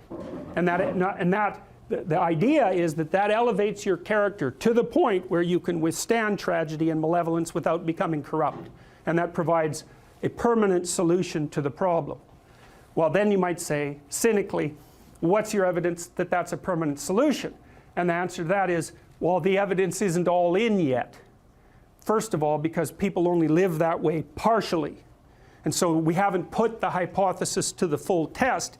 And second, we don't know what our limitations are. We have no idea what our limitations are. And they're both greater and lesser than we imagined. Because you have to ask yourself, like, if people stopped adding voluntarily to the misery of the world and devoted themselves to setting things straight, setting themselves straight and setting the things around them straight, what would happen? And the answer to that is, well, there'd be a hell of a lot less unnecessary misery in the world. So that might not be a bad place to start. But apart from that, there's very little that we can say. Could we overcome the catastrophe of mortality? Why not? You think that's beyond our capacity? Could we make the world a place where no one was suffering any more than necessary and still allow the world to exist? Well, possibly, because we don't know the limitations of our capacity. We're only running at 40%, if that, I would say. We don't make full use of all the people that are in the world. We don't have our situation set up so that the gifts that they could offer to everyone are fully realized. We haven't set the systems up for that yet, so we waste people like mad, and then we waste ourselves like mad. And so I would say this is something also that's one of the things that's really interesting about the Old Testament Jews. This is, I think, one of the reasons that their book has become so central, is because what happens in the Old Testament after the fall is that Israel produces a series of states, right? Rise of state and then a fall, and then a rise of another state and then a fall. So it's the same thing, except it's happening at a political level. The political state rises, it gets corrupt, it falls. It rises out of the ashes again, gets corrupt, and falls. I think that happens 6 times in the Old Testament. And one of the things that's very interesting is the reaction of the Jews. They always say, it was our fault. Instead of taking the Cain and Abel route, and I'm going to tell you the Cain and Abel story right away. Instead of taking the Cain and Abel route, they always say, if the state collapsed, it was because we did something wrong. That's very different than saying, it's arbitrary fate. It's the nature of arbitrary fate, or the structure of reality, that we're doomed to collapse into chaos, and that's an indication of the corruption of being. Well, you can take that route if you want. It's the corruption of being. Well, good luck with that. So what are you going to do about that? That's easy. You'll start to work for the destruction of being. That's what you will do. The alternative is to say, this terrible thing happened and somehow it's my fault. Well, at least that opens you up the pathway to doing something about it, and maybe it's actually the case. Maybe terrible things happen because you're just not who you should be. At least it's that's true to some degree, right? You know it. Because things happen to you all the time and you think, well, if I just would have played that game straight, if I would have put this thing in order, that wouldn't have happened. It's like, okay, fine. What's the ultimate extent of that? Dostoevsky said at one point that every human being was not only responsible for everything that happened to him or her, but also simultaneously responsible for everything that happened to everyone else. Now I would say it's almost a hallucinogenic idea, right? It's a transcendent idea, and it can go very wrong. Sometimes depressed people, for example, get hyper responsible for what's happened and just crushes them. And so it's a mode of thinking that can produce its attendant pathologies. But there's something about it that's metaphysically true. And I would say you don't just have to face the reality of unjust suffering and death in your life. you have to face the reality of hell. And you might say, well, I don't believe in hell. It's like, well, do you believe in Nazi Germany? You know, do you believe in the Stalinist Soviet Union or Maoist China or Cambodia? That's hell. And you can assess that more deeply. You could say, well, that's not even hell. That's not as precise a formulation of hell as you might be able to conceptualize. Hell is actually participation in the process that led to the establishment of those countries. And that's something that human beings do. And the fact that we do that is something we have to face. And maybe that's even worse than death. And I think you can make a case for that. I really do. I think there are things in life that are worse than death. There are things in life that are worse than unjust suffering and death. And the things that lead to hell are worse. And you might think, well, I don't have to worry about that. It's like, yeah, you do, as a matter of fact, because you're going to face those things too. And you're going to face that when you face your own malevolence, which you will, and you're going to face that when you face the malevolence of others, including the mob. And some of that's just death and tragedy, and some of it is something far darker and deeper than that. And so, yeah, you face that. And so that's kind of interesting. And then you might think, well, how should you face that? And that's where Tammy's story is relevant. It's like, well, so she went and swam with the sharks. And I wasn't very happy about that because our life has been adventurous enough. I thought, do you really need to go swim with the sharks? And the answer seemed to be, well, that would be an adventure. And, you know, I don't interfere with her when she's having an adventure. She's going to go have an adventure. It's far be it for me to interfere. And then she told me, you know, that you had to look the shark in the eye or it would think you're prey. Think, well, what do you have to look in the eye so you're not prey? And, you know, human beings have been trying to figure that out for a long time because we're strange animals because we're predators, but we're also prey. And so I guess at any moment you're sort of deciding, well, are you a predator? Are you the thing that's on top or are you prey? And you're prey if you turn tail and run. And there's a psychological truth there, like a deep psychological truth. And it seems to be something like if you practice forthright and voluntary exposure to that which terrifies and dismays you, it transforms you. And we really know this as psychologists. We even know there's more and more evidence suggesting, for example, that if you imagine you adopt this attitude of voluntary confrontation, that changes you psychophysiologically. So much of the biochemistry of motivation and emotion is transformed when you take a stressor which could be oppressive and paralyze you and cause you to withdraw, and you reverse that and you decide to advance.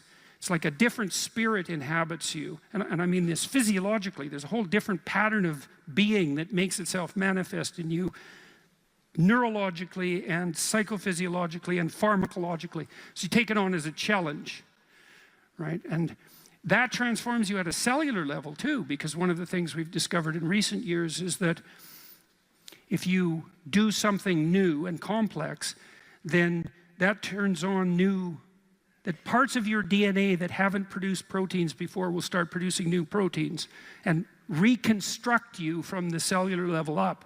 So it's a deep transformation, and we have no idea how deep. And again, you could ask yourself, if you didn't withdraw in fear from anything from everything that life threw at you, who could you become?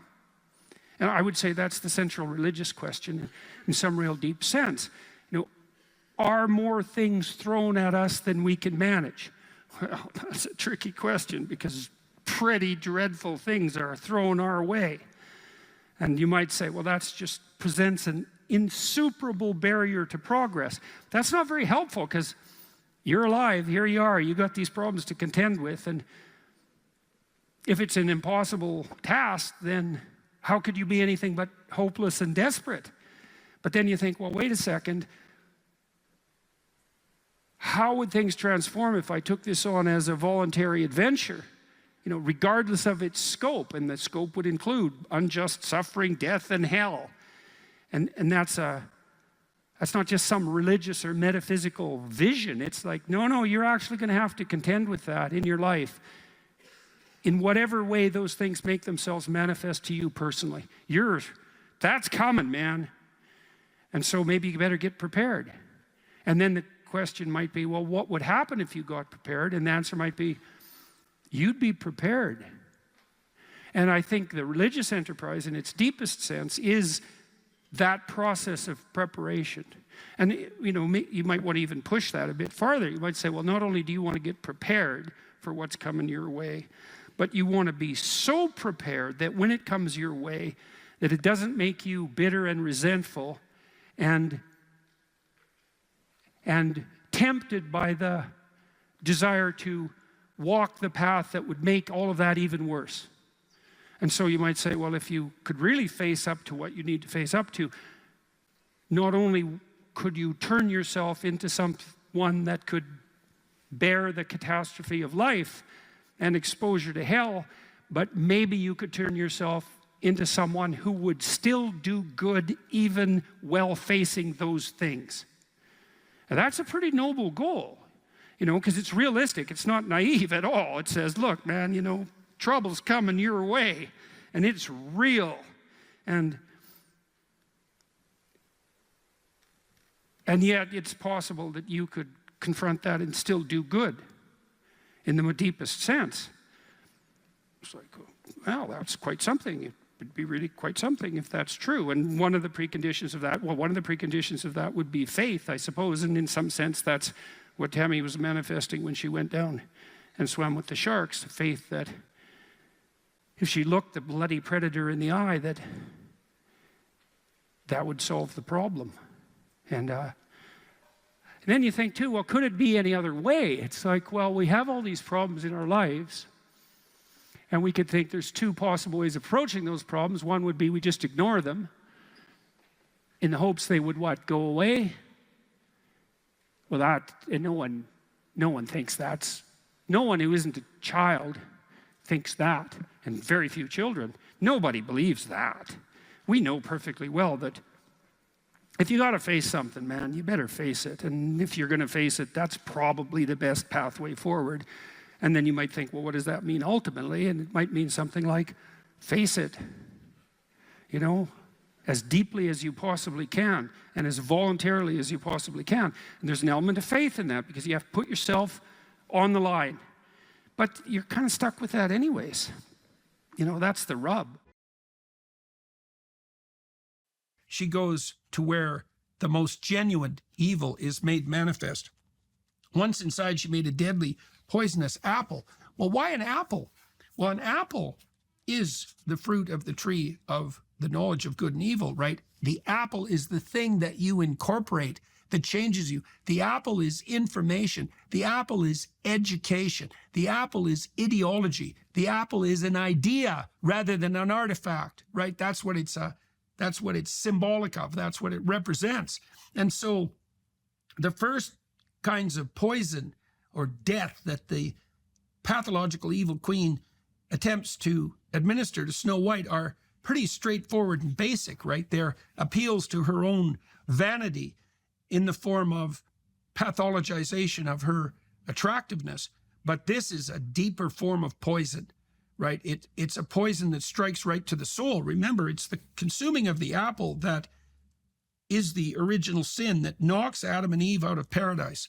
The poisoned apple is, what is it? It's pathological knowledge, right? I think it's exactly the same as the symbolic representation of the kind of evil doctrine that young women are fed by jealous, miserable, single, bitter, envious, resentful old women to knock them out of the mating game, partly to reduce competition and partly just out of self-destructive spite. A deadly poisonous apple. On the outside, it looked beautiful with red cheeks, right? Red cheeks. So the apple is red cheeks. It's emblematic of health itself, of flourishing health, right? If you wanted to be a healthy young woman, this is obviously the apple that you would eat. And that's exactly what young women are taught in today's universities, right? To pursue that path of career that now has left the prioritization of self-interest. It's not precisely career. The prioritization of narrow self-interest that compromises their youth and leaves 50% of women in the West childless at the age of 30, with the probability that 90% of them will regret that as the years pass by. Apple, beautiful with red cheeks. Anyone who saw it would be enticed to take a bite. Well, so this is propaganda in its most attractive form. It's like, well, if this is what you were offered, of course you'd take it. It sounds like you could have it all. Young women, you can have it all. Yeah, well, the question is, who's offering that particular apple? And what exactly is their motivation?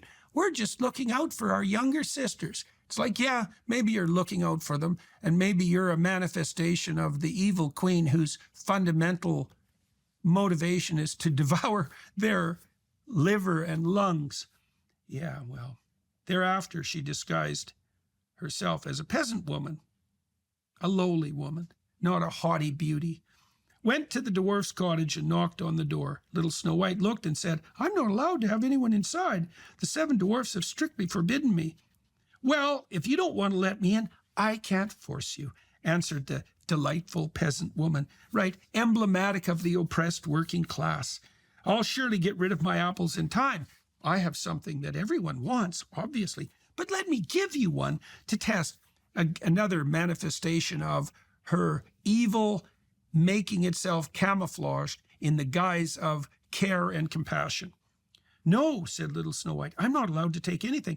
The dwarfs won't let me." Yeah, well, you see, that's the sensible manifestation of the ordinary productive patriarchal impulse inside her, protecting herself from the depredations of predatory competitive females. "You're probably afraid." "Yeah," said the old woman. "Look, I'll cut the apple in 2. You eat the beautiful red half." However, the apple had been made with such cunning that only the red part was poisoned. When little Snow White saw the peasant woman eating her half, and when her desire to taste the apple grew stronger, she finally let the peasant woman give her the other half through the window. As soon as she took a bite of the apple, she fell to the ground and was dead. The queen rejoiced, went home and asked the mirror, "Mirror, mirror on the wall, who in this land is the fairest of them all?" And the mirror answered, "You, my queen, are now the fairest of all." So the evil queen produced the pathological fruit of knowledge that dooms Snow White to death, administering it under the guise of compassion and caring in the form of a fruit so attractive that anyone with eyes would be tempted to take it. Brutal. "Now I can rest in peace," she said. "Once again, I'm the most beautiful in the land, and Snow White will remain dead this time." So, couldn't kill her with the bodice or the corset, couldn't kill her with the poisonous comb, but could certainly kill her with the consumption of the fatal apple. When the dwarfs came home from the mines that evening, they found little Snow White lying on the ground, and she was dead. They unlaced her and tried to find something poisonous in her hair, but nothing helped. They couldn't revive her. Okay, so what does that mean? The core element of the evil queen is so unbelievably pathological, so destructive, that ordinary, conscientious, diligent, protective masculinity is revealed as insufficient to redress the poison. Right. So that's why the queen, the prince has to come along. Right. It's only the higher order form of masculinity that's associated with true nobility and true courage that has the archetypal force, you might say, to provide true protection from the depredations of the evil queen. Well, Snow White is the helpmeet of the dwarfs, right? But there's no individualized relationship there. She hasn't moved beyond cooperation with the social patriarchy as such to the establishment of a personalized relationship with an individual and identifiable man, right? So she's still in the land of generic masculinity. And that's a hell of a lot better than the land of pathological, evil queen, destructive femininity. But it's not a relationship that's of sufficient depth and intensity to provide protection against the most fatal of feminine poisons. They couldn't revive her, so they laid her on a bier, and all 7 of them sat down beside it and wept for 3 whole days. Then they intended to bury her, but she still looked more alive than dead, and she still had such pretty red cheeks. So instead they made a glass coffin and placed her inside so that she could easily be seen. So they're worshiping her in a sense, even in her poisoned and near dead state. They still value her, right? So what does that mean? It means that the ordinary men apprehending an attractive young woman who has been poisoned by the teachings of the evil queen still hope in their soul for the revivification of her spirit, but are unable to match the machinations of the evil queen themselves. Right, so they stand back and observe, and that's all they can do. They wrote her name on the coffin in gold letters, showing how much they value her, and added the family name. One of the dwarfs remained at home every day to keep watch over her. So Snow White lay in the coffin for a long, long time. Right, so now that's failure to launch. Now she's in a state of suspended animation because of her poison knowledge, because of her receipt of the poisoned apple. She is mimicking life, but is unconscious and unable to fully participate. So the existentialists, this is what they were concerned about, you know, and the locus of their concern was basically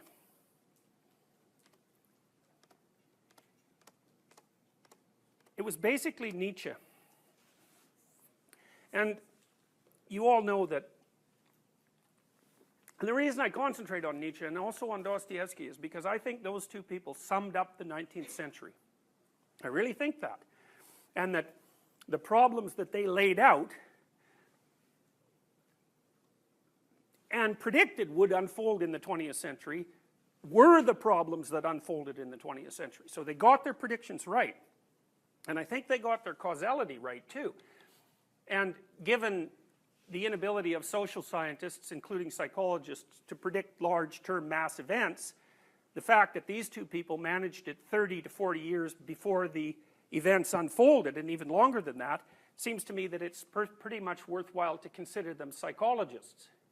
And certainly Nietzsche thought that of himself, and so did Dostoevsky for that matter. And they had immense influence on people like Freud and Jung and Rogers, all the people that we've been studying. Their thinking is lying underneath every issue we've discussed. This is one of Nietzsche's great statements. Of what is great, one must either be silent or speak with greatness. With greatness, that means cynically and with innocence. What I relate is the history of the next 2 centuries. I describe what is coming, what can no longer come differently, the advent of nihilism. Our whole European culture is moving from some time now with a tortured tension that is growing from decade to decade as towards a catastrophe. Restlessly, violently, headlong, like a river that wants to reach the end, that no longer reflects, that's afraid to reflect. He that speaks here has conversely done nothing so far but to reflect, as a philosopher and solitary by instinct, who has found his advantage in standing aside, outside. Why has the advent of nihilism become necessary? Because the values we have had hitherto thus draw their final consequence. Because nihilism represents the ultimate logical extension of our great values and ideals. Because we must experience nihilism before we can find out what value these values really had. So one of Nietzsche's claims, for example, was that as Christianity in Europe transformed itself into science,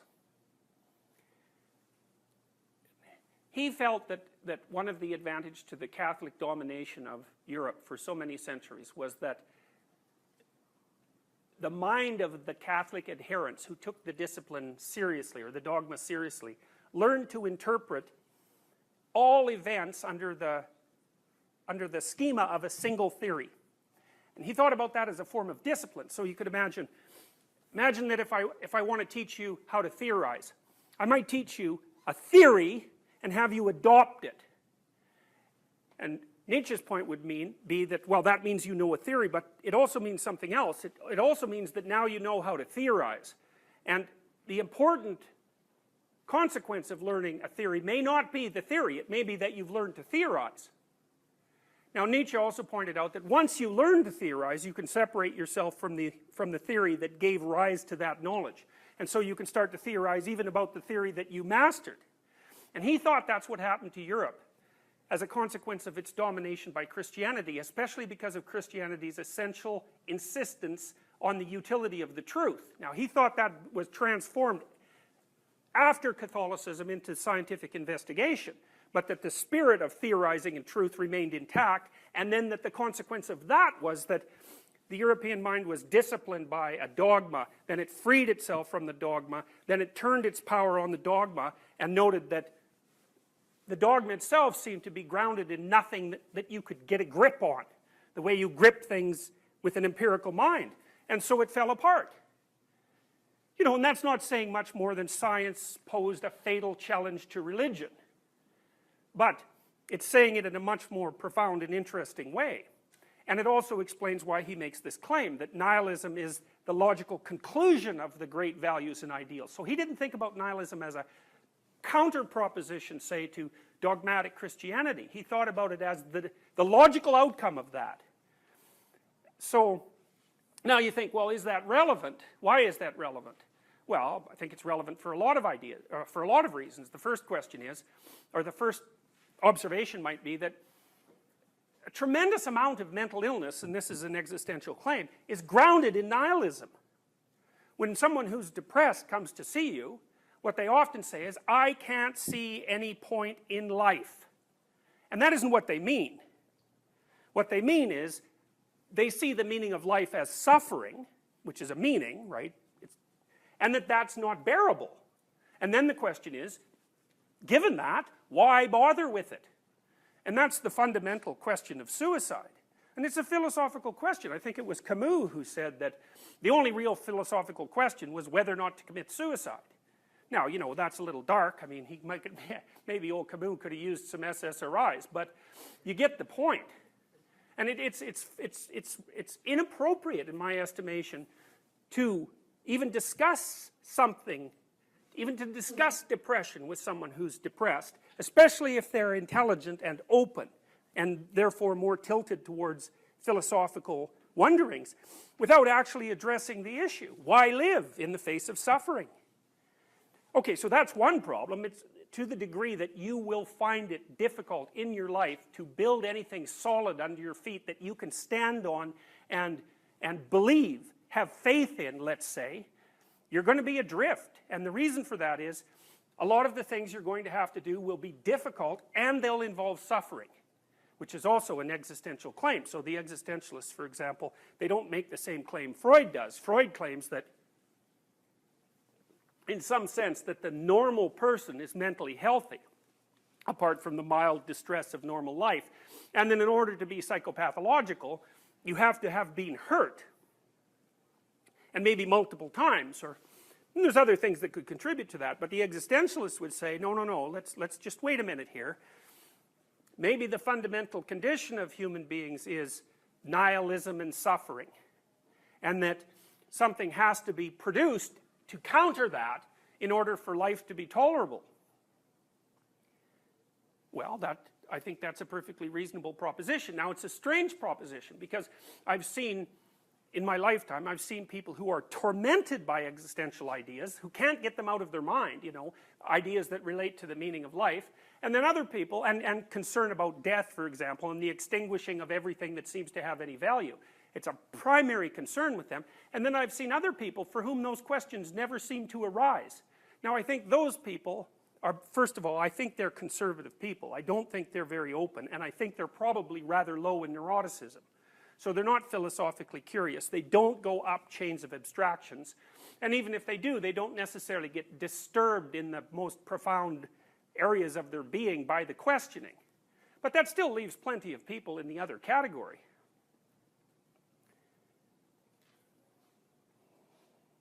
Now the nihilism, well, you know, nihilism and atheism are closely related. I don't think they're identical by any stretch of the imagination. Although I think it's difficult for atheism to describe why it's not essentially nihilistic. And that's Dostoevsky's big criticism, because Dostoevsky's claim was that without any fundamental value assumed, then there's no reason why you can't do anything you want. And that's his famous line, if there's no God, then everything is permitted. And all of Dostoevsky's novel writing is an exploration of that idea. And sometimes it's an exploration of what that idea might mean if it was acted out in the life of a given individual, and so that would be, say, Crime and Punishment. And another would be, say, in his book, The Devils or the Possessed, it's an examination of what that idea means if it's gripped by an individual who has social and political ambitions. And that's when Dostoevsky basically prophesied, so to speak, that one of the consequences of the death of God would be the rise, basically, of communist totalitarianism, because essentially that's what he predicted in The Devils. So that's pretty dead-on accurate prediction. It was really quite stunning to me when I came across it. And Nietzsche made exactly the same prediction, by the way. And so for those two men, the death of an ultimate meaning system, especially one that, you see, when you think about something like European Christianity, it's misleading in some sense, because the system of beliefs that constituted European Christianity and other great belief systems wasn't 2,000 years old. It was like 25,000 years old. You know, you can think about it as beginning at year zero, but it's a mistake from a historical perspective. The ideas that profound religious traditions are predicated on are generally grounded in ideas that are much, much older than the traditions themselves. And so, in some sense, when at the end of the 19th century, when things fell apart for us and we could no longer rely on our history-predicated morality to guide us, it wasn't merely that we lost an overlay, a psychological overlay that had been laid on humanity for 2,000 years. It was way deeper than that. We don't even know how old those ideas are. We have some idea about how old they are. They're at least as old as written culture. But we also know that the people who have been brought into the mainstreams of history, you know, as the world has united, the people who were not literate had mythologies that drew from the same themes. And some of those people, as far as we can tell, had lived a lifestyle that was essentially unchanged for 25,000 years. And so the Australian Aborigines are like that. So there's plenty of evidence that these ideas are extraordinarily old. And what that means is that when we separate from them, in some sense, not only do we separate from our philosophical presuppositions, but we separate from the historical consequences of our biology. It's a serious problem. And I think that's partly why it's very difficult to distinguish between someone who's nihilistic and someone who's mentally ill. That's not a radical claim. I mean, people, especially who are on the depressed side of the distribution, will tell you that they're nihilistic. You know, they may not use that terminology, although they often do. I just can't see any point. It's like, well, why does that matter? Why does it matter? It seems to be a fact that it matters. So it's an interesting fact. That's a phenomenological fact in some sense, because one of the things that Heidegger pointed out, and he was a founder of the phenomenological school, was that your primary orientation to the world, he thinks in a strange way, that your primary orientation to the world was one of care. So you could say, well, what characterizes your experience? What sort of creature are you? And Heidegger's answer would be, well, you're a creature who cares about things. Insofar as you're engaged in the world, your primary orientation is one of care. And you can think about that as a value, right? It's a consequence of your value orientation, and God only knows where that comes from. Part of it's biological, part of it's developmental, part of it's historical, It's very, very complex. But if you stop caring about everything, you're in trouble. And that's one of the things that seems to indicate that caring is actually a fundamental reality. You stop caring about things, you don't stop suffering. And it seems that unless the caring counterbalances the suffering, you can't maintain an even keel. And that's partly because it doesn't seem just, right? I mean, when terrible things happen to people, they always say, well, two things. How is it that being could be constituted in this manner? Like, what the hell's going on at the fundamental levels of reality that such suffering has to be the case? You'll certainly ask that if you have a child who's diagnosed with cancer, for example.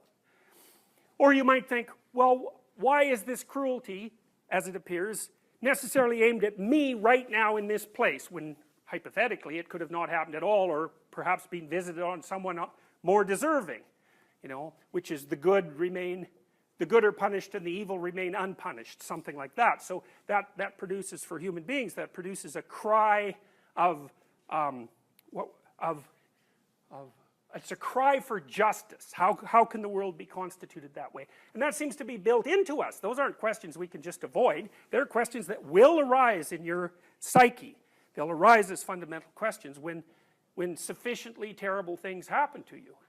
So the existentialists would say, well, those are conditions of existence. You're just stuck with that. It's part of human nature. It's part of human being to be perplexed by those questions. Then the question is, at least in part, is there any way of answering them? Nietzsche said, we require at some time new values. Nihilism stands at the door. Whence comes this uncanniest of all guests? Point of departure.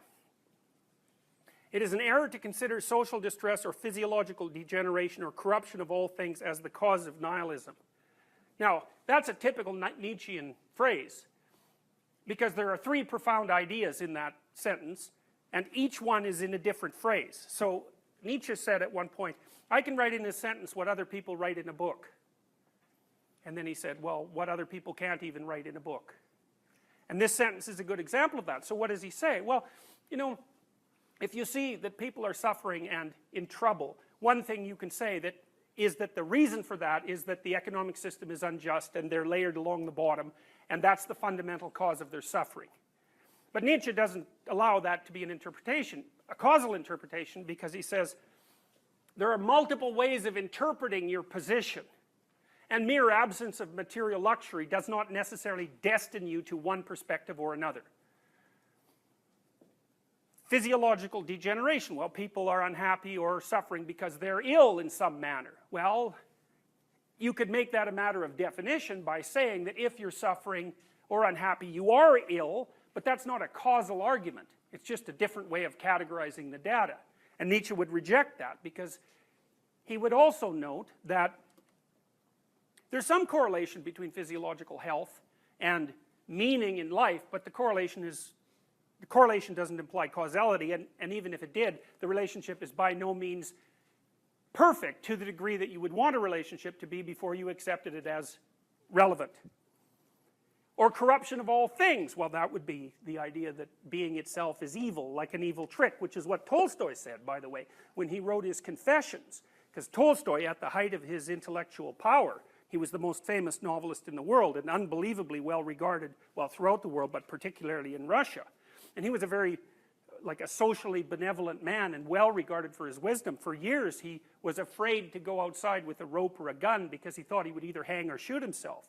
And the reason for that was that he had been struck by the idea that life is so unbearable that it should be eradicated. And he couldn't think his way out of that.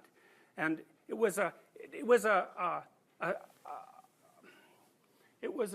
form of thought that was actually very characteristic of intellectuals in Russia during his time and in his place.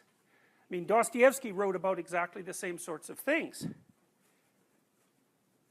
But even Tolstoy noted that merely observing that the world was a corrupt and evil place was not necessarily enough to tilt people towards nihilism, because there seemed to be people who weren't nihilistic despite the fact that that seemed self-evident to him. And he thought Tolstoy actually turned to the Russian people. You know, he was very entranced by the idea of the folk and folk wisdom.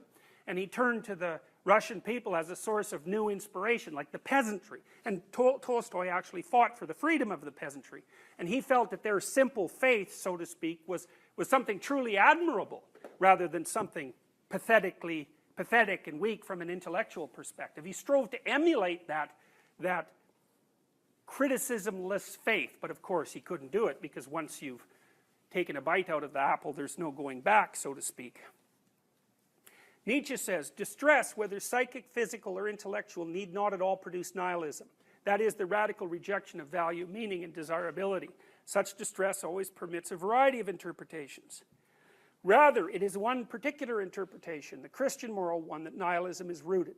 The end of Christianity, at the hands of its own morality, which cannot be replaced, which turns against the Christian God. The sense of truthfulness, highly developed by Christianity, is nauseated by the falseness and mendaciousness of all Christian interpretations of the world and of history. It's a rebound from God is the truth to the equally fanatical faith, all is false, an act of Buddhism. Skepticism regarding morality is what is decisive. The end of the moral interpretation of the world, which no longer has any sanction after it has tried to escape into some beyond, leads to nihilism. All lacks meaning. Well, that's rooted in Nietzsche's criticism of Christianity, because he believed that Christianity was exceptionally morally flawed, because all it offered its followers was the possibility of salvation and redemption from their suffering after they were dead. So it was projected into some other world, which, as far as Nietzsche was concerned, alleviated people of their local responsibility to try to improve things here and now. And Jung's comments about that were essentially that it was the proto-scientists' recognition of the fact that the spiritual salvation that Christianity promised was no longer sufficient that motivated the development of science. So for the early Christians, this is part of the tension between Christianity and science. For the early Christians, the idea was that the earth in some sense was ineradicably corrupt, and that all you could hope for in your earthly life was suffering, and that you should accept your suffering and hope for salvation in the future after you're dead. Well, obviously that philosophy appeared insufficient for people, and Jung's hypothesis about the development of science was that a counter fantasy developed in the unconscious of the Europeans, which was that the material realm, which had been defined as evil and therefore not worthy of any study or any pursuit whatsoever, actually held the seeds of the redemption that was lacking. And so that was Jung's commentary on the idea of the philosopher's stone, because the alchemists, who were proto-scientists, were trying to find a material substance, that would be the philosopher's stone, that would offer its holders wealth, health, and eternal life. And so you think, well, why are we pursuing science? Well, hopefully because we think it'll do us some good, here and now, right, in our bodies.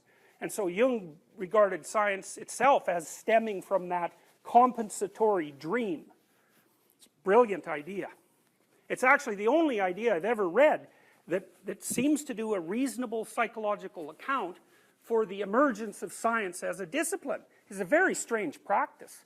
You know, you have to narrow your interests tremendously to be a scientist. You have to focus on one set of phenomena, you know, that might appear as useless to contemplate as how many angels could dance on the head of a pin. You have to devote decades to the study of that thing to make incremental progress. Why in the world would people ever be motivated to do that?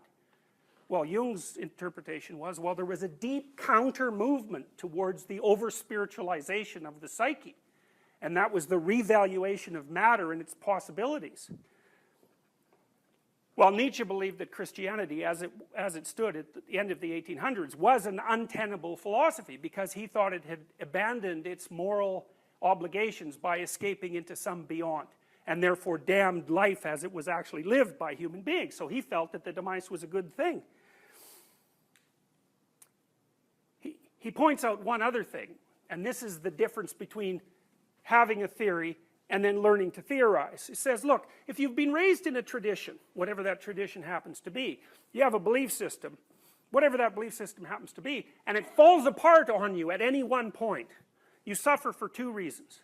The first is, your belief system fell apart.